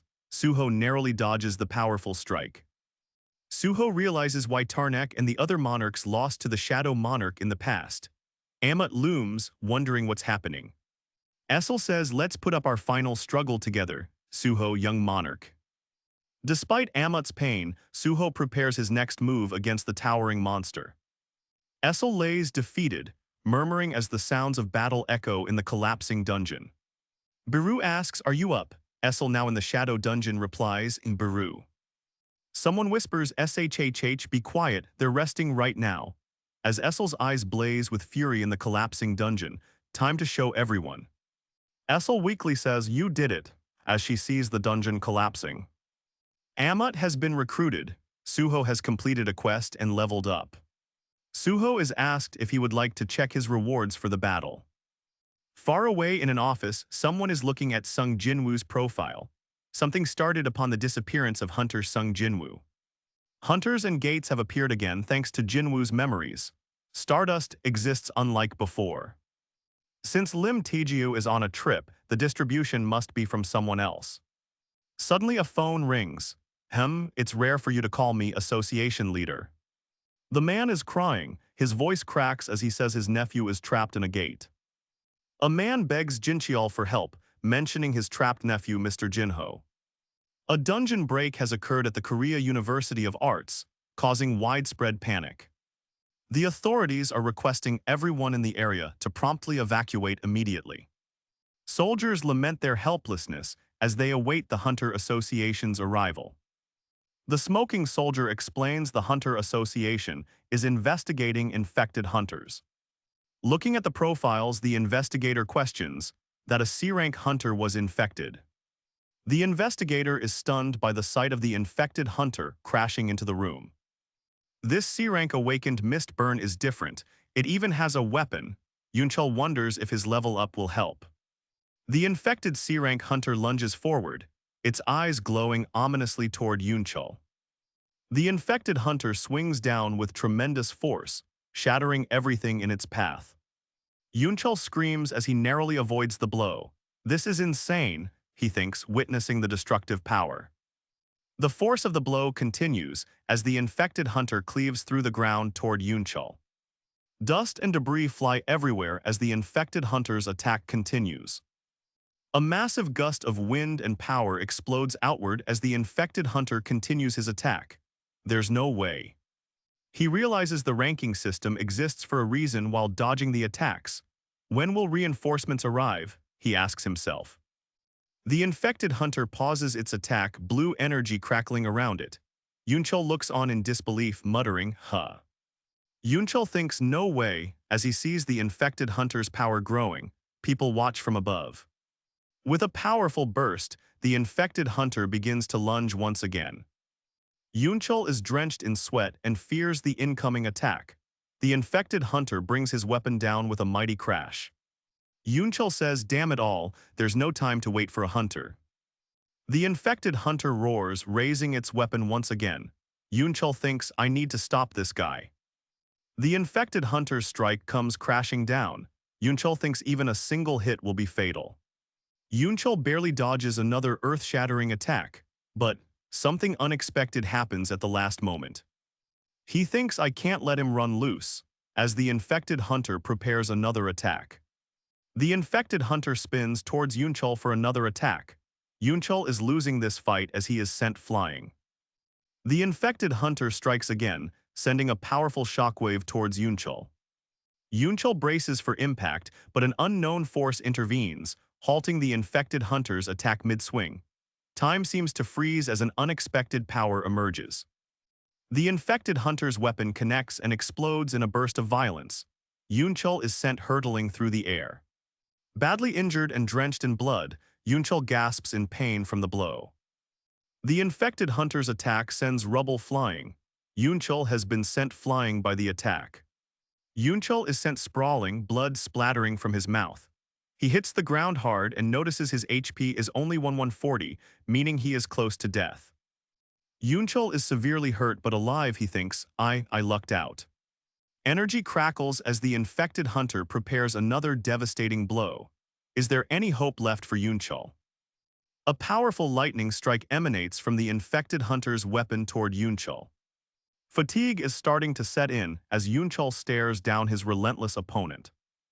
Yunchul mutters, "Damn it," as he barely manages to avoid another potentially fatal attack. The infected hunter's power explodes outward. The attack has cut through the area. The massive impact of the infected hunter's attack sends Yunchul flying further into the air. The force of the blow sends Yunchul flying once more. Will Yunchul even survive this battle? Yunchul lies defeated, questioning his chances of survival as he sees the infected hunter's weapon. An ant, he thinks. NOO. Lying defeated, Yunchul thinks to himself, all because I was late. The infected hunter growls, surrounded by crackling energy as he declares, "You guys must be." The devastating blow continues, sending a wave of destruction through the surrounding area. With a guttural roar, the infected hunter prepares to strike at the downed Yunchul once again. Someone has appeared and Yunchul can't believe it. Is this the end? Hearing Yunchul's desperate call, someone yells, "Save! Can anyone stop the rampaging infected hunter?" Blood splatters everywhere as the infected hunter's weapon crashes towards the ground once more. The infected hunter is clearly angry and is building up massive amounts of energy. He prepares to launch a final and decisive attack.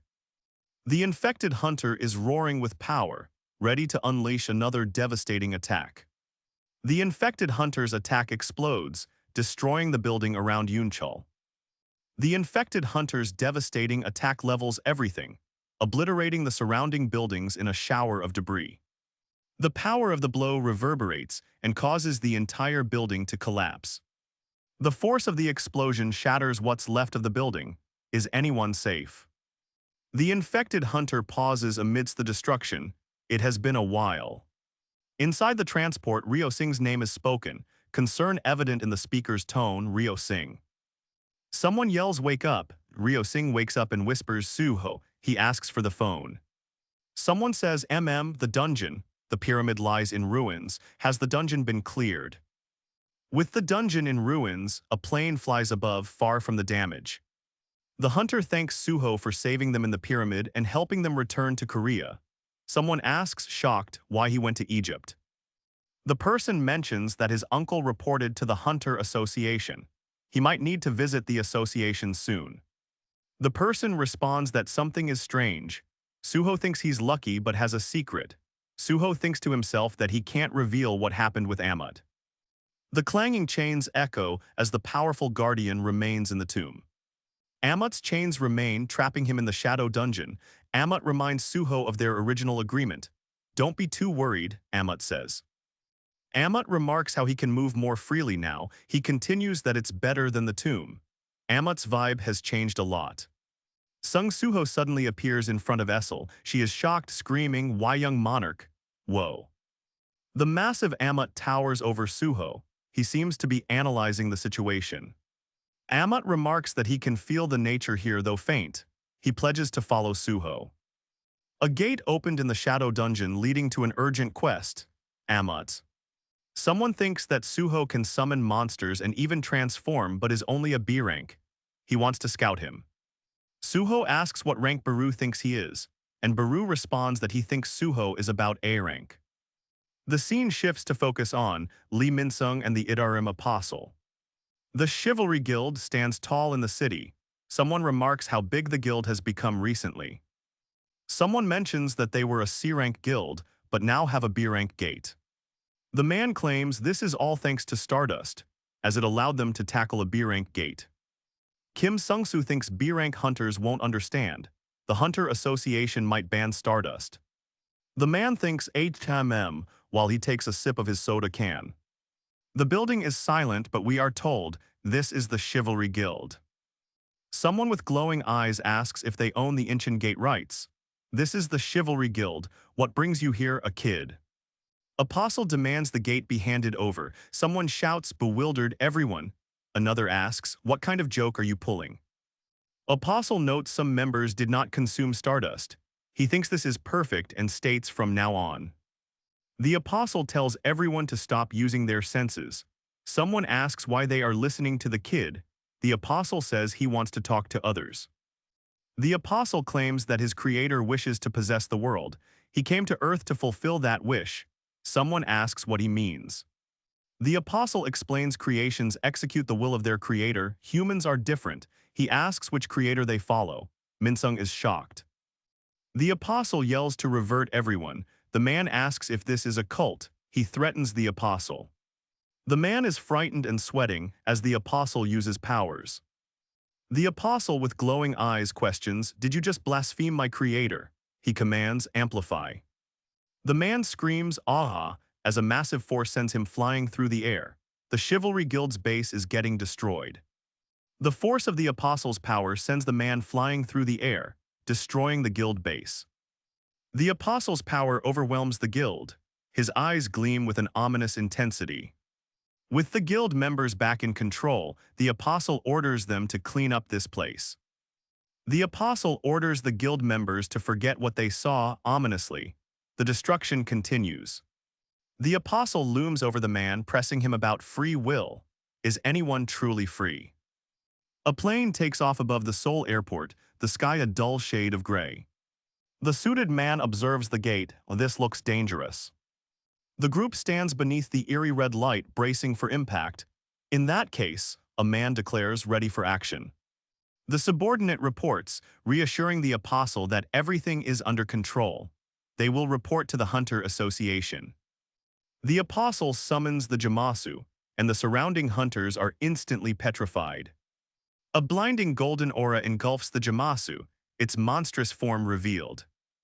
The outer god watches as the lesser beings kill and offer each other. The monsters and the outer gods existed for a reason, but one day something would change everything, so they say. An angel-like figure hears, take this and bring me the rights to the world. The army departed for the world that lost its master.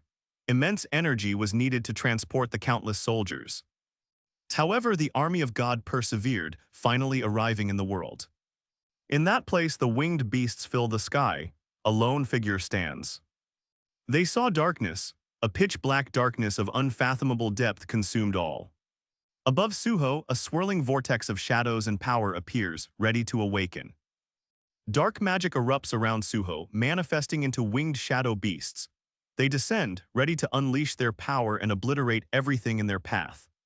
A flurry of spectral birds rises before the winged shadow beast, a fearsome display. The darkness and its army all possess tremendous strength and unfathomable power. The rain falls hard. A child draws pictures of insect-like monsters, oblivious to the danger surrounding him. A giant claw descends towards the child's drawing. Kiek, it screeches, confused by the scene before it. The giant claw speaks, its voice booming, why young monarch, are you drawing me? A strange feeling overcomes it. This is touched. Yoonchul wakes up in a cold sweat. He is clearly troubled by what he saw. Yoonchul wakes up in a futuristic room, his mind still reeling. An ant, he mumbles, confused by his dream. A futuristic hospital comes into view. Someone shouts, Suho, what happened? Are you hurt? Yoonchul is on the phone with his uncle, reassuring him, I'm fine, uncle. News reports are showing the Korea University of Arts incident. It caused an uproar across the country. The discovery of mist burns shook the hunter world. The monsters can infect even hunters. The Hunter Association's response was delayed when the hunters arrived. A mystery remains, all the mist burns in the university suddenly died. Something is unknown. Yoonchul is at the Korea University of Arts. He is a second-year student heading towards the dungeon break. Yoonchul sits up in his hospital bed. As expected, my awakening wasn't a dream. A status window appears. Sung Soo-ho's stats are shown as he wonders how he survived. Baru appears before Yoonchul. That's because I, Baru, have gotten rid of those trash. Baru's menacing eyes glow in the darkness. He appears ready to protect his monarch. Baru is overcome with emotion. Young monarch, when did you grow up so wonderfully? Baru has flashes of his past. I know this aunt. Baru says, I, Baru, have crossed dimensions to meet the young monarch. Suho looks at Baru skeptically. From what I remember, you were bigger. Baru, filled with rage, yells, to treat a martial-grade Baru as a private, you system bastard. Baru is impressed that Suho could unseal himself. Suho looks out the window, asking seal. Suho wonders if this seal is related to the dream he keeps having. Suho is shocked. My dad, I knew you were related to him somehow. Suho is confused by Baru's cryptic words. Outer space, what does that mean now? The great shadow monarch Sung Jinwoo fights invaders in outer space. Suho questions if his father is protecting the world. Baru responds, yes, from Itarim, gods of outer space. Baru battled the Itarim as he made his way to meet with Suho. Suho ponders the situation. He asks if his mother is with his father. Baru pauses and replies, no. Baru looms over Suho, an eerie aura surrounding him. He seems extremely powerful. An insect-like monster screeches, Kiekk. Someone shouts about Miss Hien going missing, speculating the apostles of Itarim dug a trap. Suho ponders if the Itarim are the reason his parents can't return. A mysterious voice asks if the monarch wishes to meet them. Suho agrees as there is only one way. Baru states that Suho will rescue Miss Hien after he gets stronger. Let's level up. An alert appears informing Suho of a new quest, Trial of the Shadow. A message appears telling Suho to stick that key into his shadow. Suho inserts the key into his shadow. A swirling darkness engulfs the key. A voice echoes in the darkness.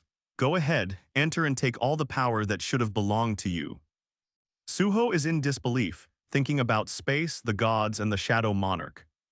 Suho thinks they're all nothing but nonsense, but still, he vows to get stronger to meet them again. Suho stares intensely, his eyes glowing with power. A familiar figure emerges, muttering, my king. A voice commands Baru to go to Earth and release Suho's seal. A voice commands Suho to return his sealed powers and memories and protect Earth. Suho must act as he deems fit. Baru declares, I, Baru, shall remain at the young monarch's side and watch over his growth. Suho is enveloped in a blinding light as he releases his seal. A dark portal appears, ready to transport him to the shadow dungeon. The voice booms, warning Suho that he has entered a land of the dead. Suho is transported to the shadow dungeon, a land of the dead. The shadow dungeon is a desolate landscape of broken structures and ethereal skies. Suho observes the shadow dungeon's desolate state, pondering the eerie landscape. Suho thinks this isn't a dungeon, but a ruined city and feels familiar. A quest notice appears. To survive, he must prove he's worthy to rule this land. Suddenly, a warning booms, please be on guard, young monarch. A dark entity with glowing red eyes launches a brutal strike. Above, a message warns, the time of suffering will soon arrive. The entity's attack connects. An echoing battle cry fills the air as Suho is sent flying backwards. Wounded Suho thinks that surprised me, before a goblin scout attacks. Suho wonders if that was a goblin scout. He realizes that a scout means more enemies are close by. The goblin scout is surprised that Suho is the little monarch and thinks he is reckless. The goblin scout attacks with its axe. Suho blocks the attack and obtains the goblin stone axe. With a final blow, Suho defeats the goblin scout. He remarks, there you go, as a system message appears. Suho realizes stronger enemies will have colored names. Ah, I see. Another goblin scout approaches with its horn, ready to alert its allies. Suho comments, looks like there was another scout. Another goblin scout falls to the ground, dead. Standing before him is a group of goblin centurions. Before Suho stands several hulking goblin centurions. their eyes glowing red. Suho asks for help, but the shadow being says it can't assist him directly. With a battle cry, more goblin centurions rush towards Suho. Then let's test that, he says, ready for the incoming attack. The goblin centurions strike Suho with their large axes, creating a devastating wave. Suho muses, so that's the skill described in my status window. He feels something. Suho holds his arm up in defense as bright blue energy explodes forward. Suho deflects an arrow, sending it flying back towards where it came from. You can have this back. The goblin archer is struck by his own arrow, falling silently. Someone observes Suho. What impressive adaptability. Even as a child, he could use the ruler's authority he inherited. However, that power was created to destroy everything, a hindrance in the peaceful world. The young monarch's power begins to awaken. Light shines on this shadowed world. Suho's level increases, a notification appearing before him. Ruler's authority weight limit seems to be around 10 kg. Suho faces the goblin centurion and swings his axe at the enemy. The goblin roars from the brutal attack. The goblin centurions surround Suho, axes raised. A booming voice echoes, "Little monarch." The goblin centurions attack again, roaring. The pressure on Suho continues to mount. Suho's HP drops from the centurions' heavy attacks. It hurts, he thinks, as they prepare for another assault. But something suddenly changes. His dormant power begins to surge, ready to be unleashed. The goblin centurions descend upon Suho, their blades flashing in a brutal assault. The centurions strike again. Suho finds himself relishing the battle. I feel more alive than when I was powerless. Suho's health points are decreasing. The goblin centurions relentlessly attack. With health points dwindling, Suho pushes on, his eyes ablaze as he prepares to fight the horde. Suho unleashes a surge of power, his HP low as he prepares to strike. Suho is surrounded, taking heavy damage when a message appears. Skill, Resilience LV, 1 learned. The remaining goblin centurions lie defeated, their forms still and lifeless on the ground. Suho falls to the ground, but the system says he has completed the quest. Baru is impressed. As Suho is given the reward message, he thinks the system helped him late. The system rewards Suho with the rune stone for shadow extraction. Suho recalls leveling up upon awakening. He feels like a cheat character compared to his weaker self. Suho reflects on his past, now aware of his innate strength. Anyway, I accept the reward. Suho learns shadow extraction.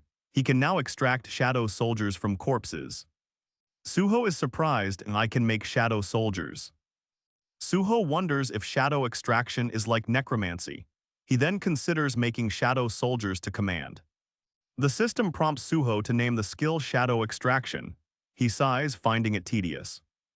With the word arise, Suho uses shadow extraction on a powerful monster he recently defeated. With the goblins now as shadow soldiers, Suho mutters to himself, so this is shadow extraction. Suho looks at the goblin shadows and comments, it's much less impressive than I expected. Suho asks if the shadows get smaller and the goblins confirms it. They are also weaker and disappear after a day. No way, shadow storage. Suho replies, no, I don't. Suho deduces that the skill's effectiveness depends on his intelligence and level. It's a really good skill later on though. Suho pats Baru, telling him not to get sad. He realizes he hasn't eaten in 2 days. Suho asks Baru how to leave the shadow dungeon. Baru replies that he can leave anytime using the shadow dungeon key. Suho decides to get food first and Baru agrees. Suho eats the hospital food with gusto, saying that it tastes good. Baru tells Suho that he will explain what needs to be done beginning now. He says there are 3 missions in total.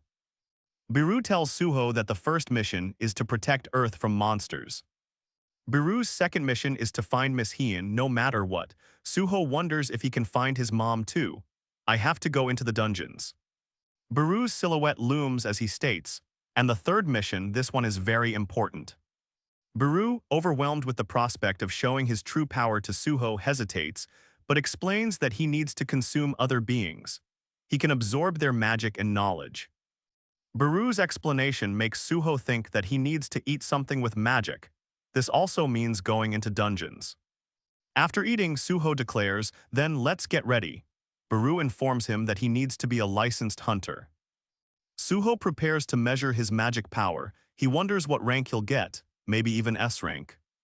The lady states Suho's magic level is 46, declaring he is an A-rank awakener. Suho, ready to get stronger, stands in front of the Hunters Association. Baru chimes in, explaining that hunter ranks are decided by magic level. He states it is obvious why Suho's rank is lower. Suho says he doesn't want to be comforted, it makes him feel worse. Can an E-rank like me really protect Earth? Suho sighs, realizing being an E-rank means getting into a dungeon will be difficult. Baru says there might be another way. Dungeon raids have a thorough division of labor. The hauling team collects monster carcasses, while the mining team extracts resources in the back. A group of hunters fight in a dungeon, explosions erupt around them. Suho sighs, phew. Ta Lim thanks Suho for introducing him, saying that Suho is the only awakener he knows. Another hauler and miner thanks Suho for introducing them to dungeon work. Someone calls out to Suho. He answers and they apologize for the university incident. Ta Lim recalls the university incident. He reveals he was the only awakener but ran away filled with regret. The man explains the association advises E-ranks to run from magic beasts. He confirms Suho followed instructions. You're an E-rank. The man remembers Suho fighting magic beasts, even with a low mana level. Suho seems to have heard what the hunter said. He gets fired up to prove his worth. Did I see it wrong? The man is surprised that an E-rank survived after attacking a magic beast. Baru agrees that Suho is extraordinary. Suho and another hauler are shocked when a magic beast suddenly appears. A disembodied voice insults Suho. The man questions if Suho awakened as a summoner and answers he thinks so. The man retorts that he has a running skill. Ta Lim nervously says he was just joking, intimidated by Baru's presence. As Baru telepathically praises Suho's mental fortitude, Suho explores the first dungeon of his new adventure. The beast roars as Suho and the hauler continue deeper into the dungeon. Is there a strike squad ahead? The man confirms the dungeon is empty, and only wolf magic beasts have been popping up earlier. The hauler tells the leader there's something in the side path. See, told you. The hunters arrive at a gate and enter the dungeon, bathed in pink light. The team questions where they are and what the ruins are. One wonders if they need backup. The hauler thinks they need to find out what is at the end. One of the hunters exclaims, "Fuck, they found a treasure, a weapon." The hunters cheer as they realize they hit the jackpot. One of the hunters says to stand back, as he'll be pulling out the treasure. Someone shouts, warning Kim Yongjun. They exclaim that treasures like this usually have traps. Kim is confident, boasting his C rank. Kim Yongjun pulls the treasure, but it looks like something bad is coming. Kim Yongjun pulls the treasure and the ground shakes. Suho feels something heavy coming and wonders what is happening. A dark power awakens, its eyes glowing menacingly, its heavy aura bringing darkness to the dungeon. A large weapon appears, releasing a strong gust of wind. Suho exclaims, "Phew." The hunter in the ruins comments that there are no traps. Suddenly, a man shouts Kim Yongjun's name. An ominous force suddenly rushes from the newly discovered treasure, shaking everything. A powerful force explodes from the open treasure, shocking the hunters. A chilling message echoes, "Kill the intruders in the monarch of Fang's domain." The chilling command repeats. It's a violent and bloody declaration of war within the monarch of Fang's domain. The monarch of Fang's roars, his eyes burning with fury, ready to attack. The earth trembles as a crystalline monster appears. Panicked, the workers question its sudden appearance. The intruders are attacked by the monarch of Fang's summoned creatures. One of them wonders how summoners have such power. Suho thinks it's inconvenient to only summon 3 shadow soldiers. Isn't Suho's power abnormal? Suho remarks it's not bad to use corpses from the shadow dungeon. Suho explains E-rank hunters can't enter alone.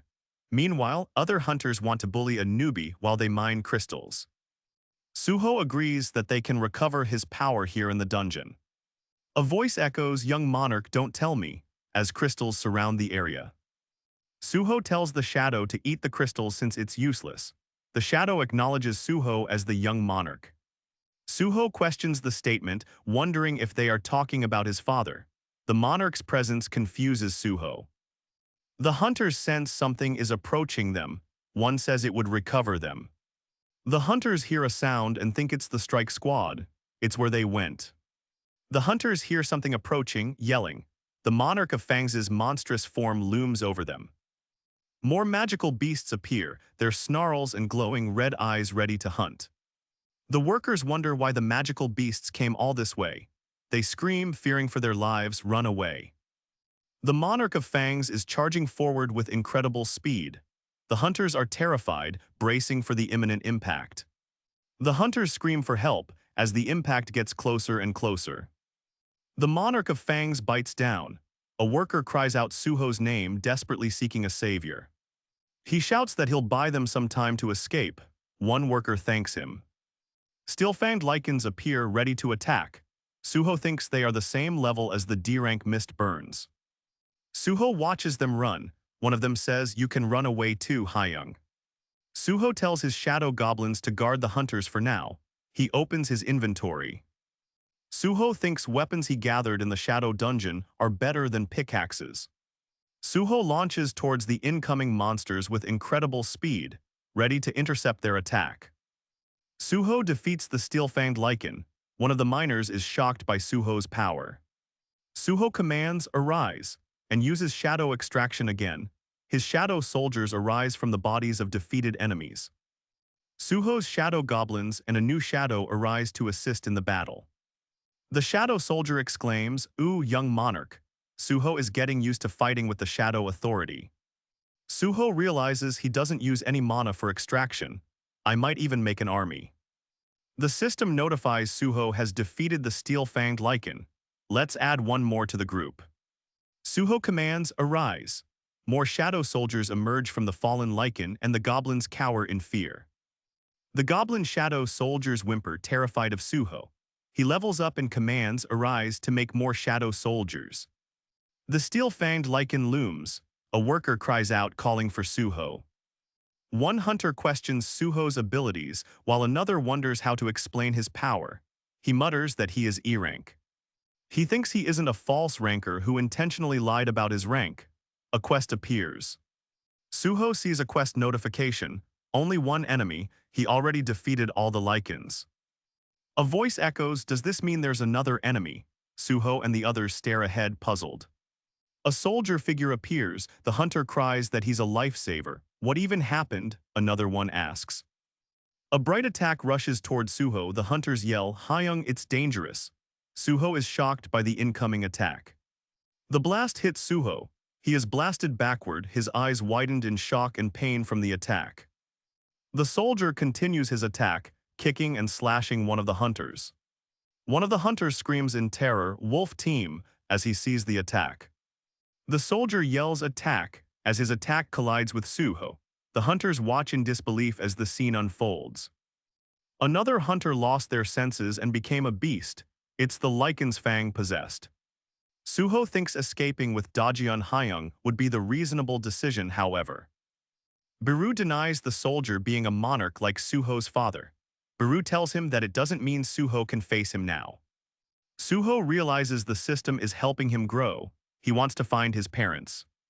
A monstrous figure materializes before Suho, its glowing eyes radiating pure malice. Suho is ready to fight, surrounded by his soldiers. "I'll defeat a red name here." Suho continues to battle the transformed lichen, the clash shaking the earth. Suho's attack hits true, but the lichen's fang is far from defeated. It roars. Suho's eyes glow as he says, "I'll defeat a red name right here." Biru notices Suho battling the lichen and thinks to himself, "Young monarch." Suho may be weak, but the young monarch never runs from a challenge. He prepares to fight. The lichen's fang explains its weakness, sever its arm from its body. Suho replies, "Is that so?" Lichen's fang bares its fangs in fury, preparing a counter-attack. Several lichens appear to assist. The lichen's fang lunges forward with immense speed, teeth bared in rage. Suho realizes his shadow soldiers can recover as long as he has mana. Lichen's fang ponders their power. The Lycan's Fang attacks with savage fury unimpeded, as Suho asks about the soldiers. The Lycan's Fang questions Suho, asking if he can use the Shadow Monarch's power. The Lycan's Fang strikes with its claw. Suho is shocked the monster can talk. It is enraged by the disrespect. The Lycan's Fang recognizes Suho's power, the blood of the Shadow Monarch, the monarch of Fang's enemy. Lycan's Fang, eyes glowing, asks, "Shall we start the exploratory surgery then?" Suho asks confidently, "Fight." A fierce battle erupts between Suho and the Lycan's Fang and its allies. Suho acknowledges the Lycan's power. He prepares himself for the next phase of the fight. Then, the Lycan's Fang declares they will win through numbers. Suho summons his shadow soldiers to even the odds. The battle continues. A barrage of attacks clash in a burst of energy. Suho has shown an aptitude for ruler's authority since infancy. However, the Lycan's Fang attacks with a powerful, bloody strike. The Lycan's Fang's fury is unleashed in a deafening roar, a devastating aura. Suho focuses intently, gripping his dagger tightly, ready to execute a plan. The Lycan's Fang's weapon breaks. His anger intensifies, vowing to tear Suho apart. Suho grits his teeth, realizing a single hit from the Lycan could kill him. Lycan's Fang states if the battle drags on, he'll lose to Suho. The Lycan's Fang calls Suho a coward. Suho clenches his dagger, enraged by the insult towards his father. Suho is injured. Thinking to himself, he states that he needs more strength. Suho questions why his full power hasn't returned after the seal broke. The young monarch's power was sealed as an infant, but now he can regain it. The Lycan states Suho's strength would disappear, test or not. It realizes the tower was all just a game. The Lycan's Fang urges Suho to remember, try to recall it. Suho remembers fighting with his fists in the tower. Shadow soldiers have astral forms. With mana they recover. Lycan's Fang watches Baru arrive. Suho says, "Arise," as two shadow soldiers appear to attack the Lycan. The Lycan's Fang declares that Suho's tactics won't work against it. The Lycan's Fang declares, "I will cut you down first," a burst of speed. The shadow soldiers materialize, their forms shimmering with power. They prepare to engage the Lycan's Fang. A powerful shockwave explodes outwards. The battle between Suho and Lycan intensifies. Suho comments that the steel-fanged Lycan is living up to its name. Lycan is enraged. Suho gets a notification that his shadow extraction skill has leveled up. The Lycan's Fang declares hand-to-hand combat will ensure victory. A blinding explosion of power erupts as the two forces collide. Baru watches intently, preparing to fight. The Shadow Monarch transcends levels, freely controlling shadows to turn them into weapons. Suho's combat sense is improving. He is like an ant larva just hatched. His aptitude for ruler's authority is evident as Suho lunges forward, determination burning in his eyes. A powerful strike. The Lycan's Fang senses Suho's growing shadow authority power. Baru declares, "Oh my king." The Lycan's Fang continues its relentless assault. Its eyes gleam in fury. The battle intensifies as Suho clashes with the Lycan's Fang. A shockwave rips through the air. The Lycan's Fang is struck by a powerful blow, causing the ground to shake. Dust and debris fly as the clash reaches its peak. It's the young monarch's battle. The Lycan's Fang moves with deadly intent, thinking about his monarch. Suho is prepared to strike. Suho dodges another attack with speed. He prepares to unleash a counterattack. Suho defeated the Lycan's Fang and says he learned a new way to fight. Suho agrees to check the rewards. It shows he receives the rune stone, Storm Slash. Suho has learned the skill Storm Slash, an active skill costing 50 mana. He is excited to use Storm Slash. He says, "Let's give it a whirl." Looking at his weapon, the Lycan's Fang is humiliated by his defeat. He claims it's not over. The Lycan's Fang says the bottomless greed of humans will be their downfall.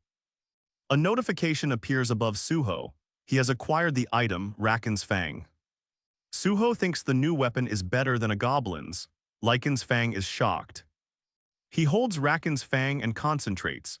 Wind surrounds the blade and he says, "Right, let's see what this skill is all about." Suho activates Storm Slash. The power of howling wind rips through the air. The area is destroyed after Suho unleashes the power of the Storm Slash.